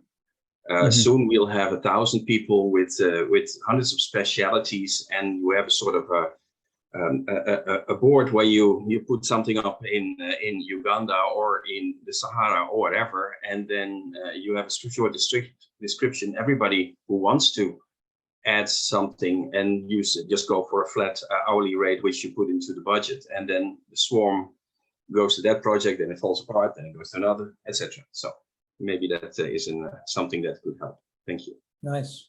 Thank you for that. Boyan? Yeah, thanks. Cole and I talked briefly about this yesterday, and one thing I mentioned was that I had been talking to other people about how can we sort of partner on some of these kinds of projects. We have these different skill sets. I do have credentialing that can sort of move these projects forward. But one thing I didn't mention is one of the sort of ideas that have been bouncing around in my head that I've been doing more research on is this idea of an impact network. So I'm in the process now of studying that more, look at that as a form of organization that can do something like this, connect disparate people that maybe don't always work together, but can work together under this, so that you don't have to re-contract every time for different projects, and you can have multiple people sort of in the group that are separate entities. So I thought I'd mention that as well. And I guess one other thing is that this kind of work, like, we need a workforce for this kind of work, right? If we're talking about doing large scale work, I imagine Lee is probably running into this all the time. Where do you find people to do this kind of work? Not only the higher level analysis and permitting work, but even just on the ground work, workers that understand soil compaction and, you know, some of the just basics of how to get this work done in a way that's not, you know, that you don't have to retrain workers that every time they come onto your property of like how to do something. So that's something that has come up several times in conversations around this. That's a huge need. So. William, what is impact group a term of art? Does it have a definition? Yes, so it's something I just learned about. And let's see, the company Converge, they operate as an impact network, and they help. What they do as a company is they help create these impact networks. So you could think of ERA as an impact network, but the reality of it is that you can create a network, but there are ways a network can be more or less effective, right? That comes into play with this whole governance thing. And so I reached out to this company Converge to find out more, and they were able to meet with me and one other person, and we had a really excellent conversation. My next step is to read the guy who sort of founded this several years ago. He wrote a book, but my next step is to read his book and then study some of their case studies. The one that's most applicable to what we're doing is they did like a forest conservation impact network on the sort of peninsula of California. So it's like of the Bay Area. So a group of conservation agencies and public agencies and other stakeholders to manage a large area of the coastal forest, the coastal mountain forest, from San Mateo to Santa Cruz, something like that. I don't remember the extent. And so they came together as a group, and so that's the network, right? It's all of the different stakeholders in that group, and how do they work together to sort of manage this natural resource. So that was the closest thing to kind of what we're talking about doing. So I'll definitely be looking at that case study more. Well, that's great. So your next step after you've read the book and the case studies is to report back to us with what you've learned about impact networks. Yeah, absolutely. Thank you. Michael?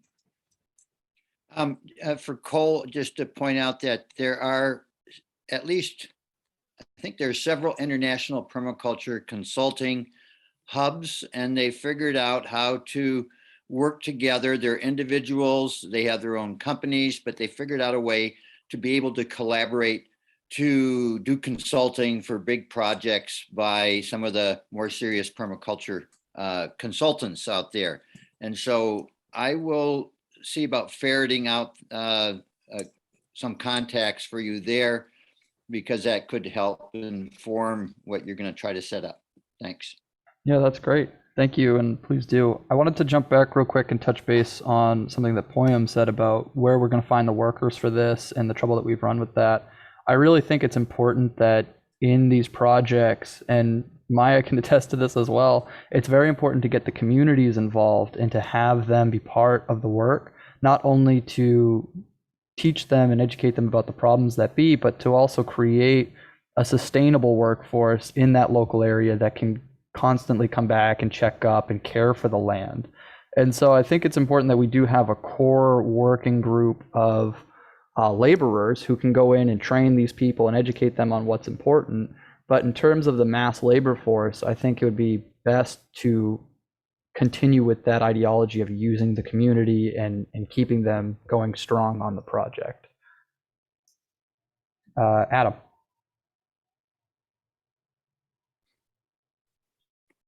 I think it's great.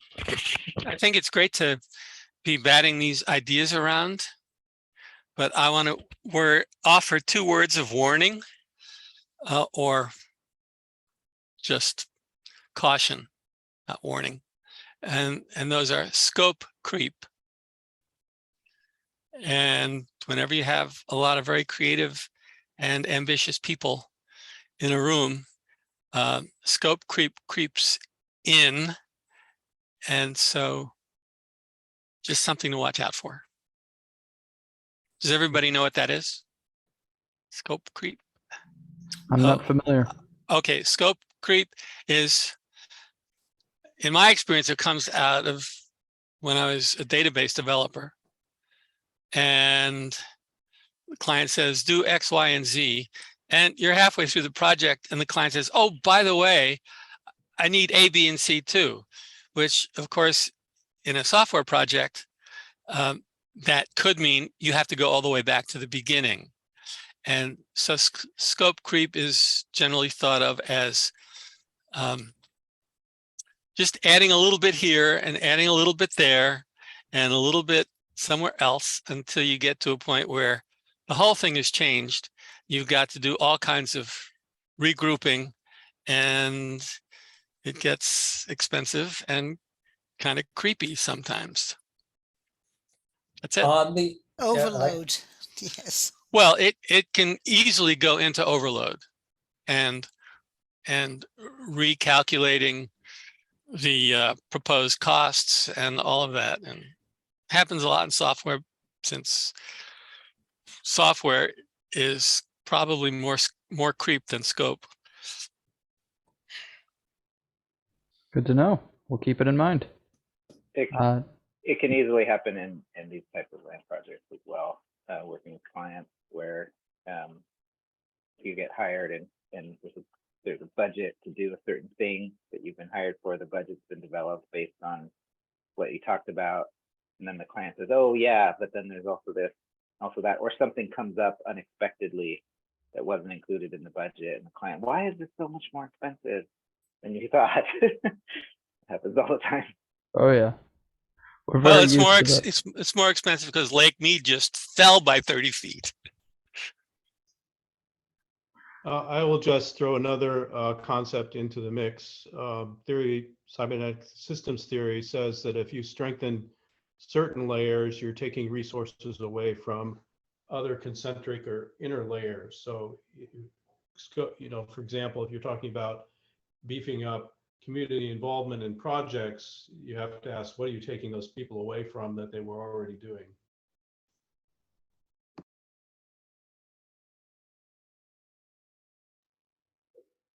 Michael.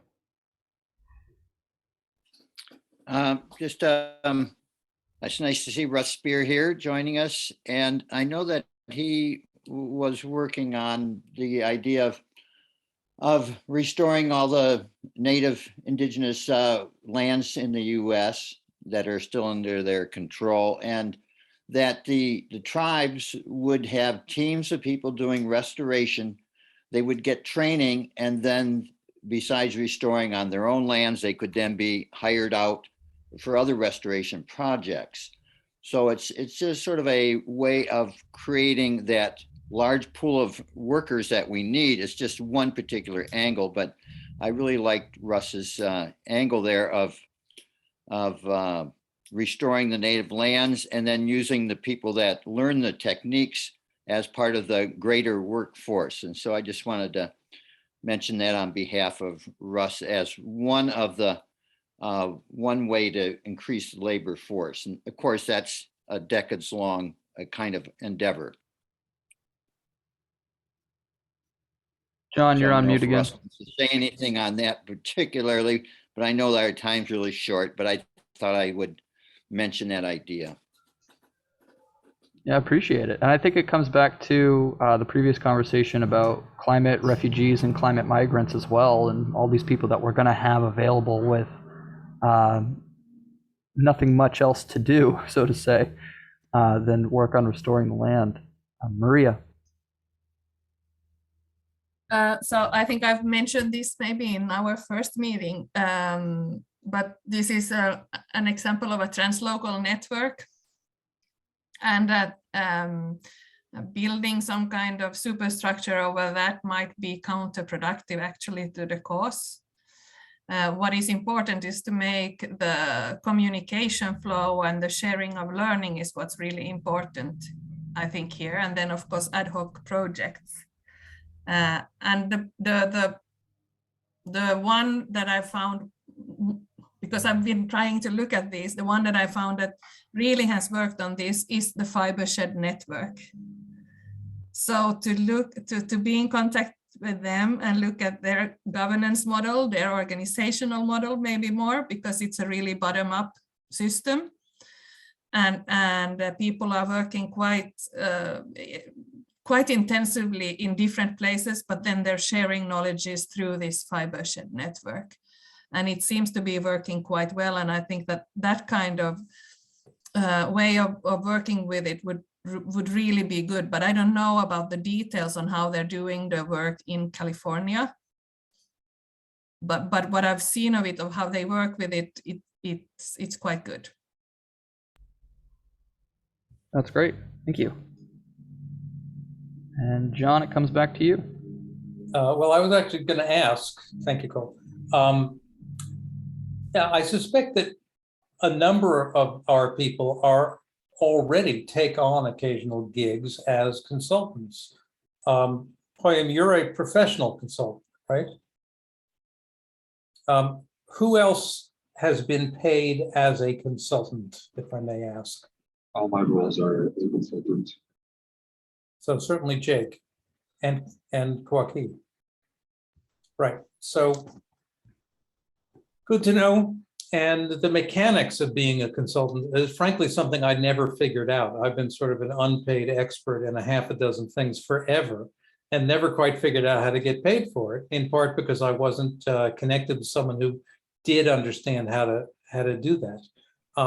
These days, I'm happy in that role, but there were many years where I was saying, you know, a little extra income would be great given all of the stuff that I do.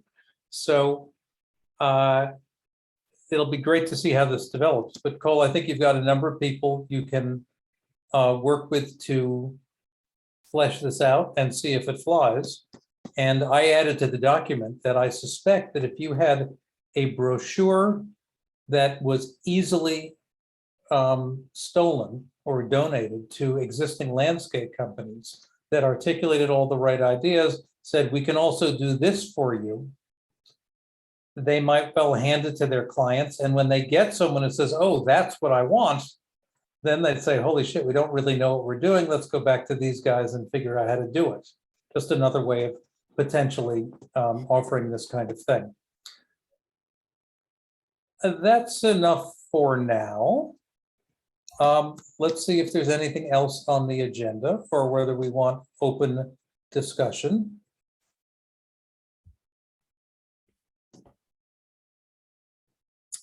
To my knowledge, we've actually covered everything on the formal agenda, which is amazing because I didn't think we were going to have time. We have 14 minutes. Anything anyone wants to add to our conversation?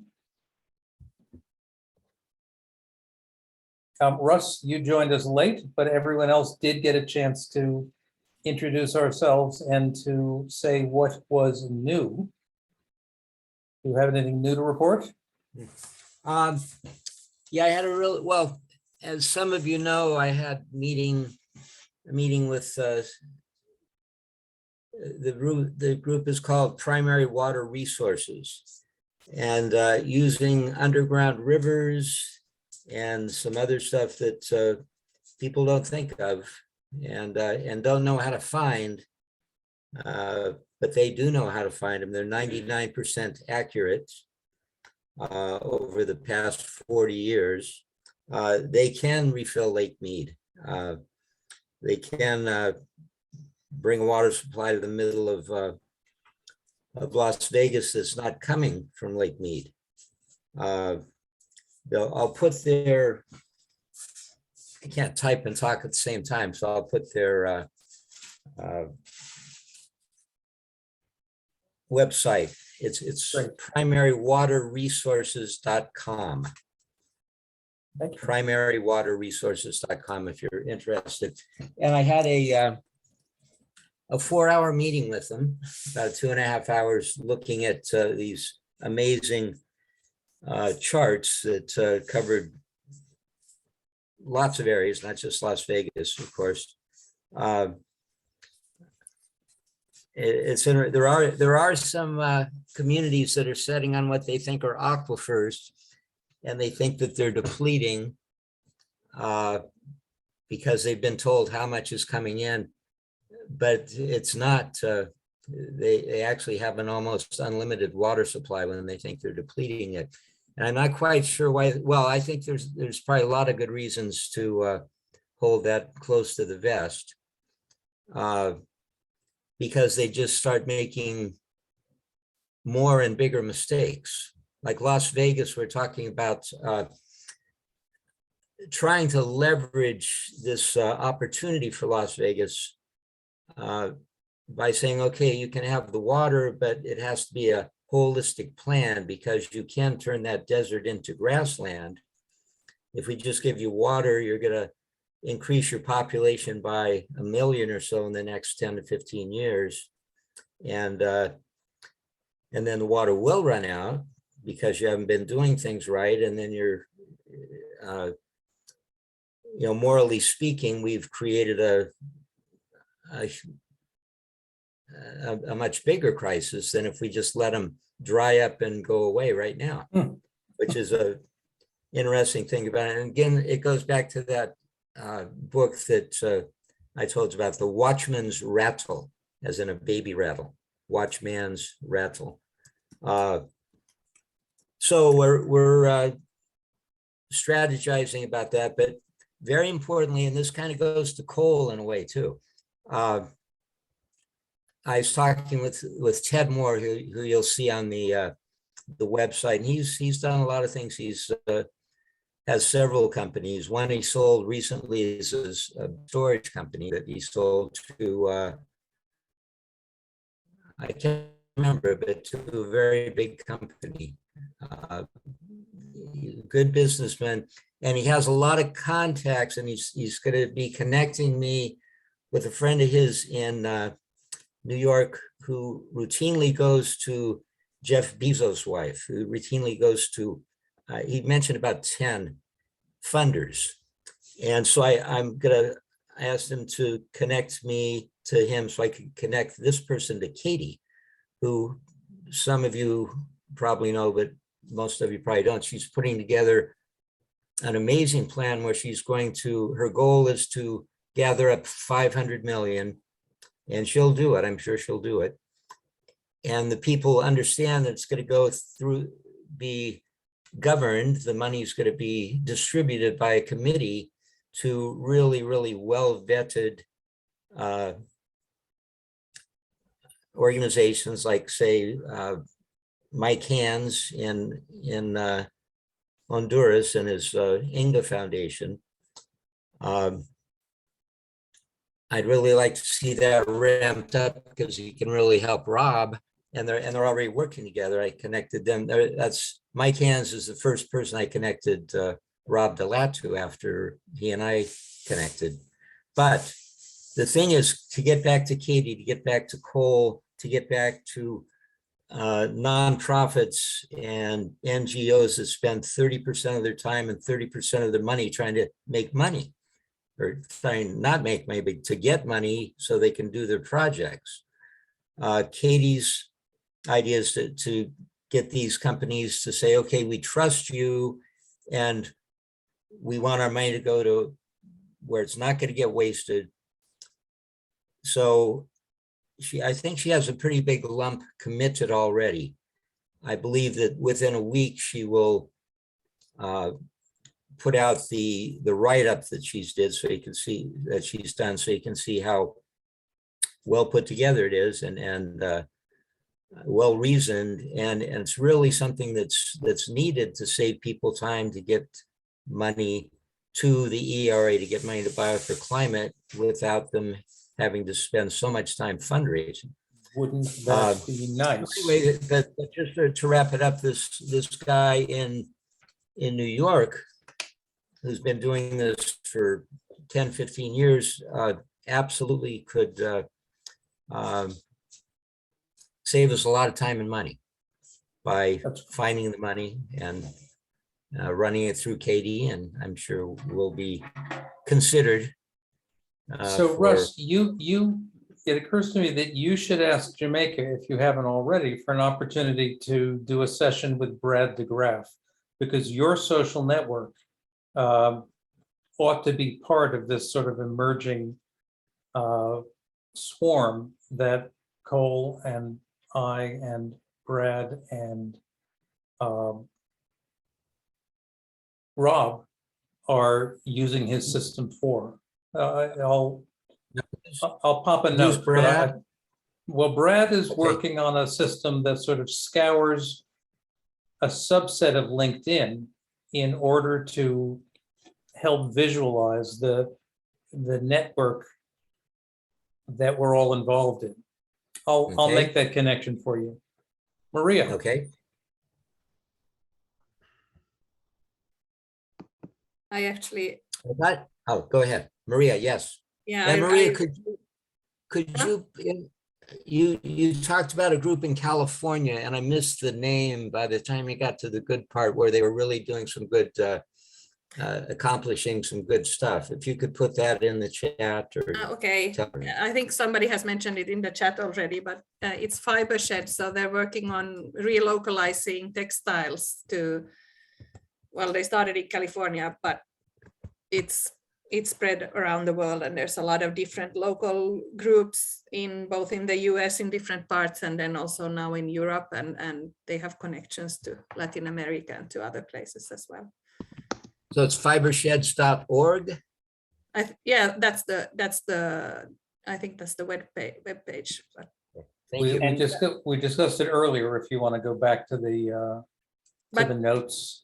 But you might not see it in the comments if you came in late, because yeah, there right. The comments will be added to the agenda document and the notes. So do you have contacts with them, Maria? I have been in contact with Rebecca Burgess, who was the founder of the system. She wrote a book chapter in which I'm also a co-author. Yeah. So we have been in contact on email lists. Okay. But I haven't been in direct contact with her. Actually, I've been planning to do an interview with her myself, but I haven't. Yeah, I'd like to connect with her for other reasons too. Yeah, I will look into it. But I was actually with a bigger question, which I raised when I introduced myself. But you said, John, that we have a little bit time, so I was just thought I will take it up here now. I'm really thinking hard now that what is it that is needed in terms of both academic theories. I'm working on organizational change mainly, or socio-ecological change theories, and sustainability in organizations, but also towards the public. That what is it that is needed? Is it a consciousness shift? Because I think that Lee mentioned that she became really awed by that we have to restore, and we can restore. And that's something that pops up often in these conversations and interviews I've done. Like, people change their way of viewing the world when they realize that the world is not static, but it's actually something living, and that we can also have an impact. And so when I'm writing this research plan, I'm really thinking, well, both for the funders to get this, but also, what is it that we really need? What kind of stories, the research, I see research as a story as well, do we need to tell the world to understand this? Or is it something you can only experience when you're doing it, when you're standing there in that place that you're about to restore? So I'd like to jump in here, if you don't mind, because that's what I'm working on a lot, is the human activation part of this stuff. The organizational, individual, community, bioregion, municipal, corporate ways, which you get all those stakeholders to get the storytelling, the content that they need, but also the shared experiences, whether it's music and football in Brazil or in California. Ways in which you use all that stuff, which is really centered around eco restoration. So as Russ was talking before about conversations with Katie at Open Future Coalition, I'm working with this global crime movement on the leadership team of, which is trying to design campaigns around all of that. I'm going underneath the tunnel right now, so I'm going to stop there. I'm working hard digitally, and I will be able to speak on behalf of it more. Then there he goes. Maria, did you have some provisional answers you wanted to give to the question of what is it we need? Or were you actually asking us? I'm opening up the floor to you here because you all have different experiences, and I don't want to like put it out there. For me, it's quite evident that we need to like theorize organizations in a different way, where we are working together with other non-human actors. That's for me like the evidence that to make like people understand that they are not just static and like a machine out there. But I'm just wondering what else is there, or is this like is this necessary? Is that the necessary step we need to take to like make people understand that a tree is our collaborative partner in this, or that the watershed is in a relation with us in the organizing? So as moderator, let me say it's 2 minutes to the end of our 2-hour block, but this is a deep and fascinating and important question. I'm good to continue this conversation.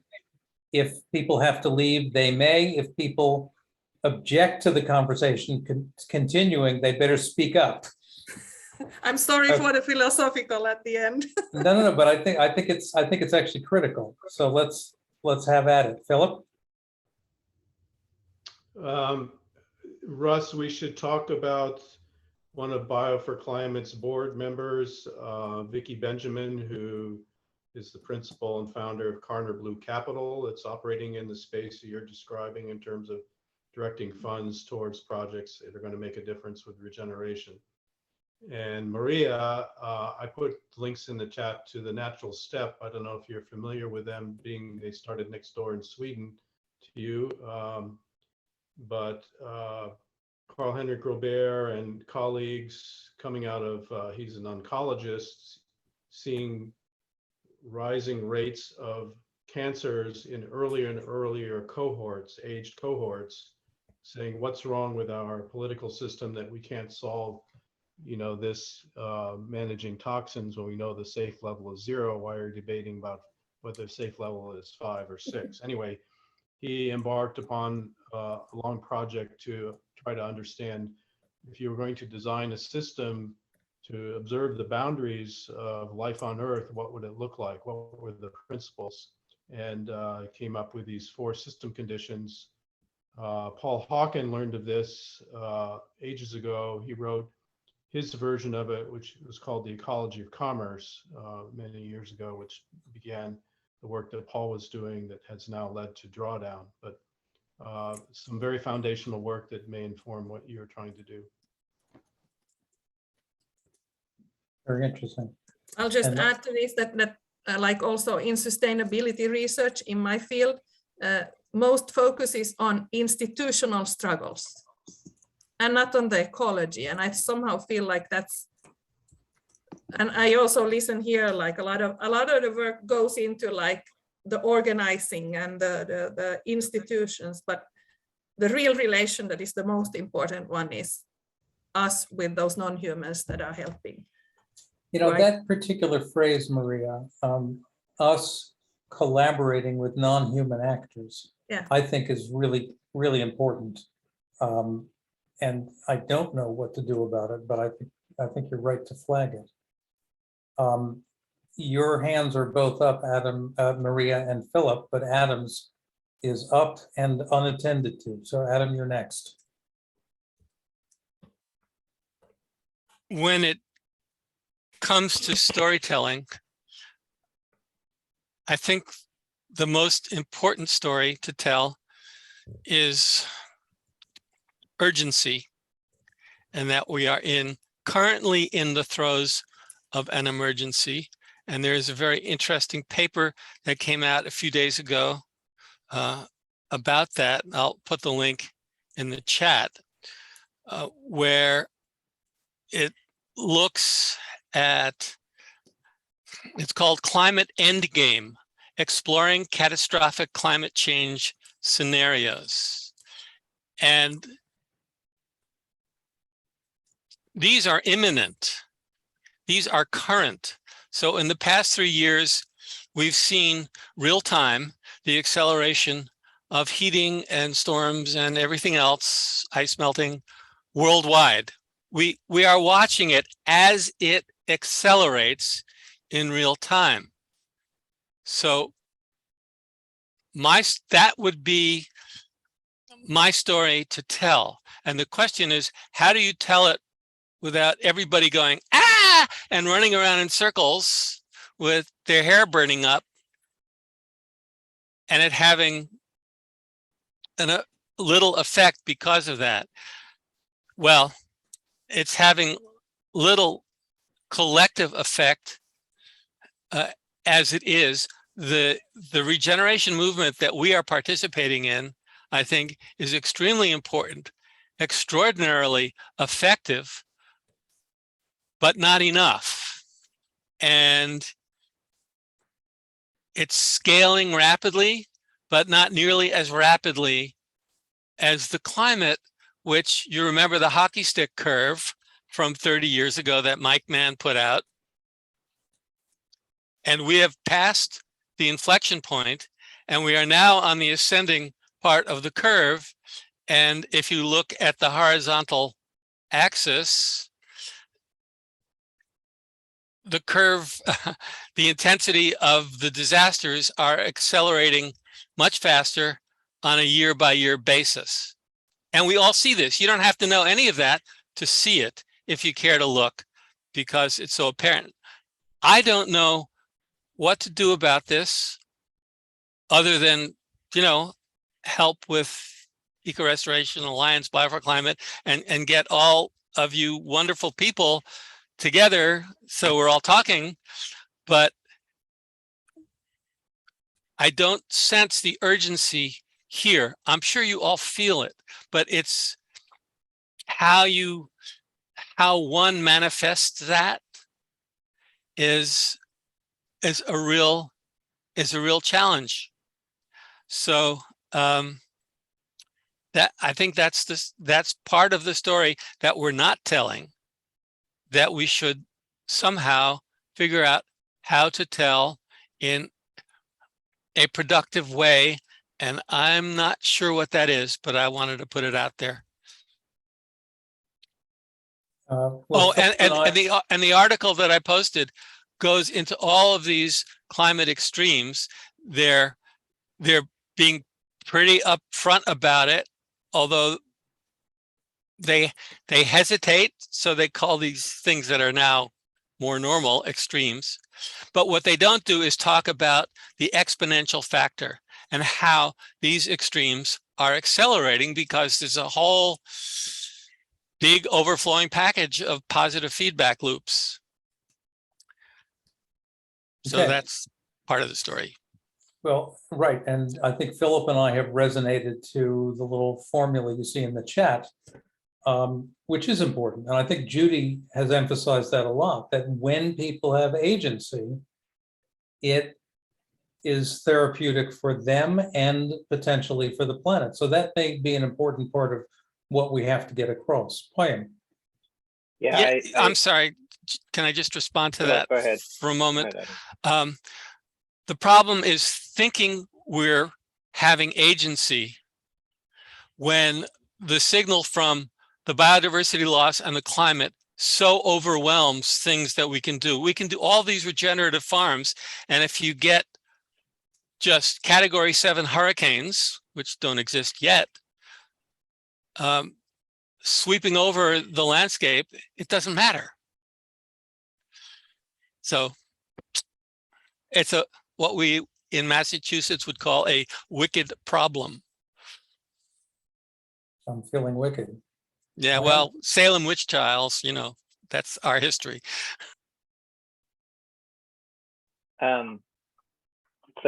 Yeah, I think this is a fascinating question, Maria. Thank you for working on it. Something I think about a lot. Love to talk to you about it more if you're interested. And I think this thing that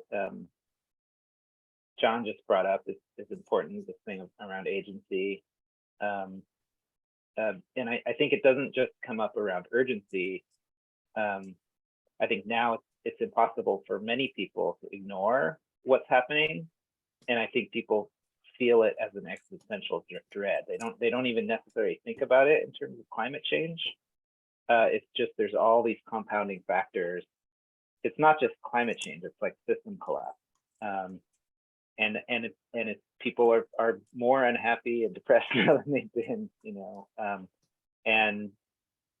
and I think that when you can tell the story around how we actually can become a part of, we are a part of this natural system that we live in, whether it's the stuff that we do or the stuff that the non-humans do, we're all kind of on the same planet doing it all together at the same time. And when you can help people reconnect to that, I think, like John said, it can help sort of address some of that feeling. But I think it's also like what Cole had mentioned is kind of this important piece of like, how can you get people involved? Because I really think that the work that we're doing isn't really separate from, healing the landscape isn't separate from like the work that we're doing to heal ourselves. Like I know, speaking for myself, maybe I come from a lineage that's like full of trauma, right? From all different kinds of ways. Different sides of my family have experienced it in different ways as colonizers, as colonized, or however you want to talk about it. And it gets perpetuated generation upon generation. And I'm trying to unfold all that in myself, of all my psychological whatever that's going on that has me objectifying nature, or has me sort of trying to figure out how to sort of heal myself and the wounds that I have. I don't think that's separate from my drive to heal my connection with the landscape. I think they're the same. And I've come to this point where I'm starting to realize that what's going on in my head isn't even different from what's going on out here. And it's hard for us to understand that as humans, because we're sort of evolved to think about us as being separate and different. But this whole thing of like, we're the non-humans and my cell phone isn't part of nature. Well, it is. Like, we evolved all together here as part of a biosphere. It's all part of the biosphere. None of it is like, very little of it is from, like something that we got from Mars. But, it's all kind of evolving together. And if we can, the more we can start to shift our way of thinking to that, like, we are part of this natural system, and maybe something's out of balance or wounded or whatever, but the only way that we can get sort of working together is to start to think of ourselves as being part of it, and that our role in our yard, or like what we flush down the toilet, or how we wash our dishes, or everything that we do, the clothes we buy, food we buy, all of it, it interacts with our watershed, interacts with our local ecology. And the more we can get people to get that story, I think the faster we'll start to see this kind of change happen. That's how I've been thinking about this question. Thank you. Cole. Much of what I was going to say, I think Poyam actually said perfectly right now. The only thing I would want to add is we want to make sure people have something to do with their hands once they're in this problem and they see what's going on. We want to have that abundance of projects for people to work on, and that abundance of ways for people to get involved. in my experience, it's much harder to get people to self-start on these things when they've never done it before. And it's much easier to get them integrated when there's an existing community where they can go to, you know, their local neighborhood and get involved in a restoration project or get involved in a community composting system or anything like that. So I think really keeping projects starting as part of what we do here is going to be critical. And the more projects that we can create, I think the more success we'll have with integrating people into the solution. I think that's right. I will just share with you my screen for a second.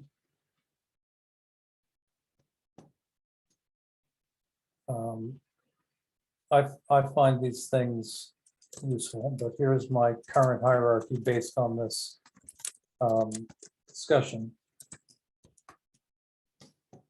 And one of the problems we deal with right now is that even among those who recognize the urgency and recognize the fact that believe that they have agency, they don't have the right understanding. And so, for example, I worry that half of the money that Congress just authorized for climate change, allegedly, is going to end up working on the non-existential but important problem of energy transition, while neglecting the, I think, crucial understanding that even with alternative energy and reduced emissions, if we don't preserve and restore healthy ecosystems, we're still going to be faced with tragedy and lost opportunity. Maria, back to you. Yeah, I'm looking at the wrong screen when I'm muting myself. Yes, but at these green transitions that are going on up here in northern Finland, northern Europe is quite extreme right now, because the energy transition is supposed to happen now and should have happened yesterday, because we have a cold winter coming and we don't have enough of energy. And the problem with those things, I'll just add that here as a side note, but they are taking up all of the spaces where we should be doing regeneration. So we have 100 windmills that are going to be here in my backyard quite soon. And they're not really delivering on the promise of keeping us warm. But I think one of the things that we've pinned down in this project is the shareability, which we've talked about here as well, that how can these different groups, nodes of support work. But what is the real problem? People come into this when they have access to land already. Like, would people get access to land if they would know? Or is it the problem is first access to land? Like, where are the obstacles? But I think that we need to have like a deeper conversation on these things. Yeah. and I have to translate all of this into a research plan, which I've already started to work on. So if someone is interested in looking at that, I sent it to you, John, but I've a little bit amended it here. So if you would like to look at it, give your comments, tell me like, what are the selling points? How should we tell like the introduction and all these things? What should we say to the academic audience that is going to review it? Because we're applying for big funds and we can do work in many different countries. But what kind of work? That's great. So I saw Koyam say that he'd be interested in reviewing that document. Also, I see Russ waving his hand. And I see Philip has his hand up. Thanks. So I'll jump in. I think Maria points out that there's a tension in the mind space now between solutions that a growing number of us realize are not going to solve the problem, either in the time frame we have or due to their unachievability in terms of scale, like solar and wind. I've said in this forum and others that I think we have a very fast closing window, maybe 5 years, maybe 3, to get people to focus on how they grow food, how to relocalize food production. Right now, there are at least 10, maybe 15, maybe 20 calories of fossil fuel behind every calorie of food that we eat.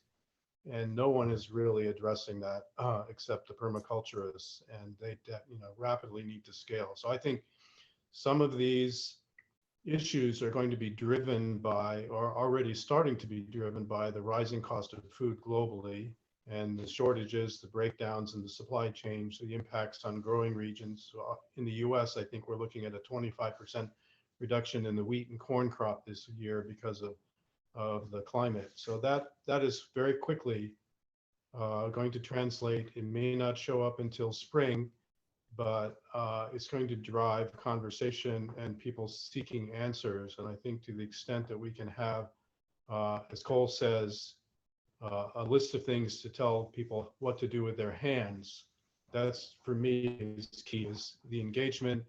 And the important component of that is if what they are doing to grow food can also help to cool the planet and restore lands that can grow food and cool the planet at the same time. I think those are the priorities that we need to be ready to provide answers for.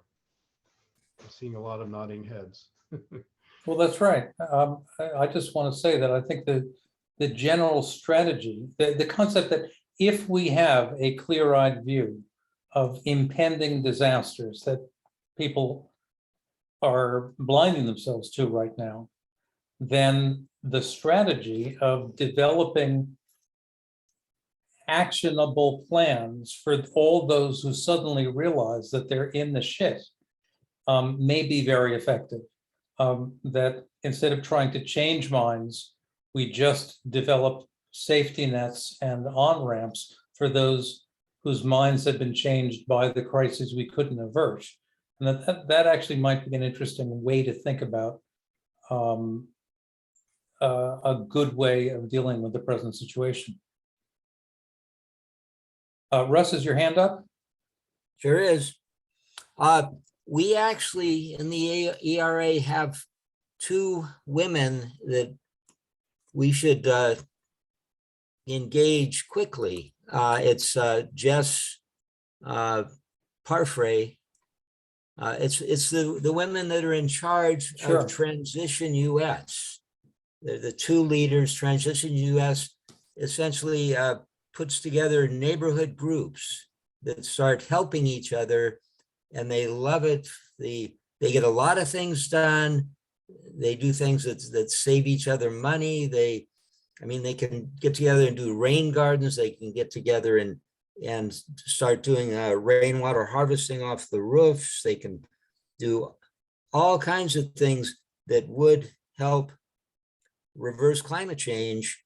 And I think that maybe you and Cole and me should get together. It's Marissa Momarts is her name. That's and, right. We've met with Marissa, yes. and Jess is an enthusiastic member of the ERA, even though she's not Right. here right now. But I agree. I think that with regard to this strategy and this issue, we really ought to work harder to get them to work with them on this. Yeah, their Transition US, it started in the United Kingdom, a guy named Rob Hopkins, I believe. And if you go to transition.org, I think it is, to see the international thing, it's set up to engage people, to educate them. You can do this, it'll make a difference, and we'll do it together, and we'll do it as a neighborhood. And the neighborhoods love it once they start doing it and can get a lot of things done. That's great. So listen, it's 11:21. I'm not going to go beyond 11:30.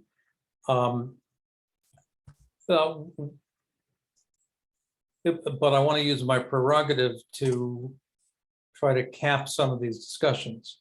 Adam has warned against scope creep, and yet I think one of the advantages of a distributed non-hierarchical community, which is quite different from software development and other places where limited resources make scope creep a disease rather than an opportunity for innovation, is that while the town hall meetings can't all deal with all relevant issues, this is an example of something that a group of people, Maria and Jess, for example, and Philip,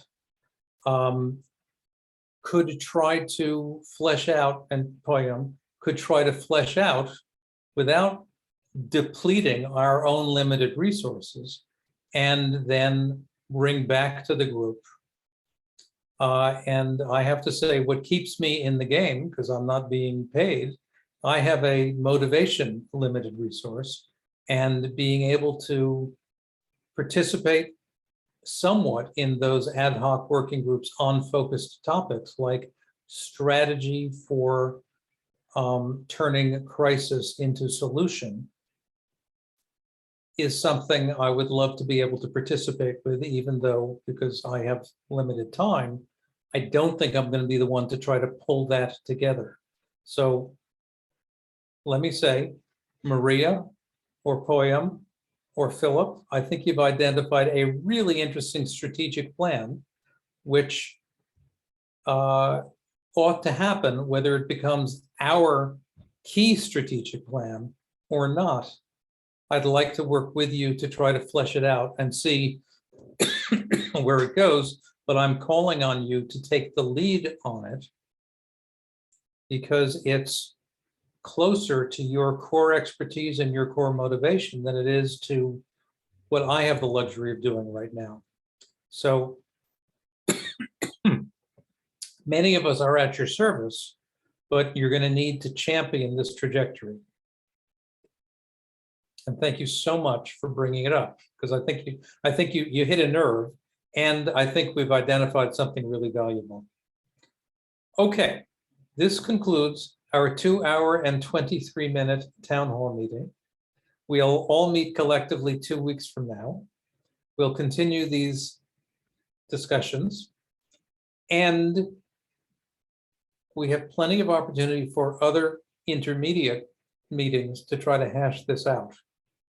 I'm beginning to realize that an important part of the ERA is what happens among subsets between meetings.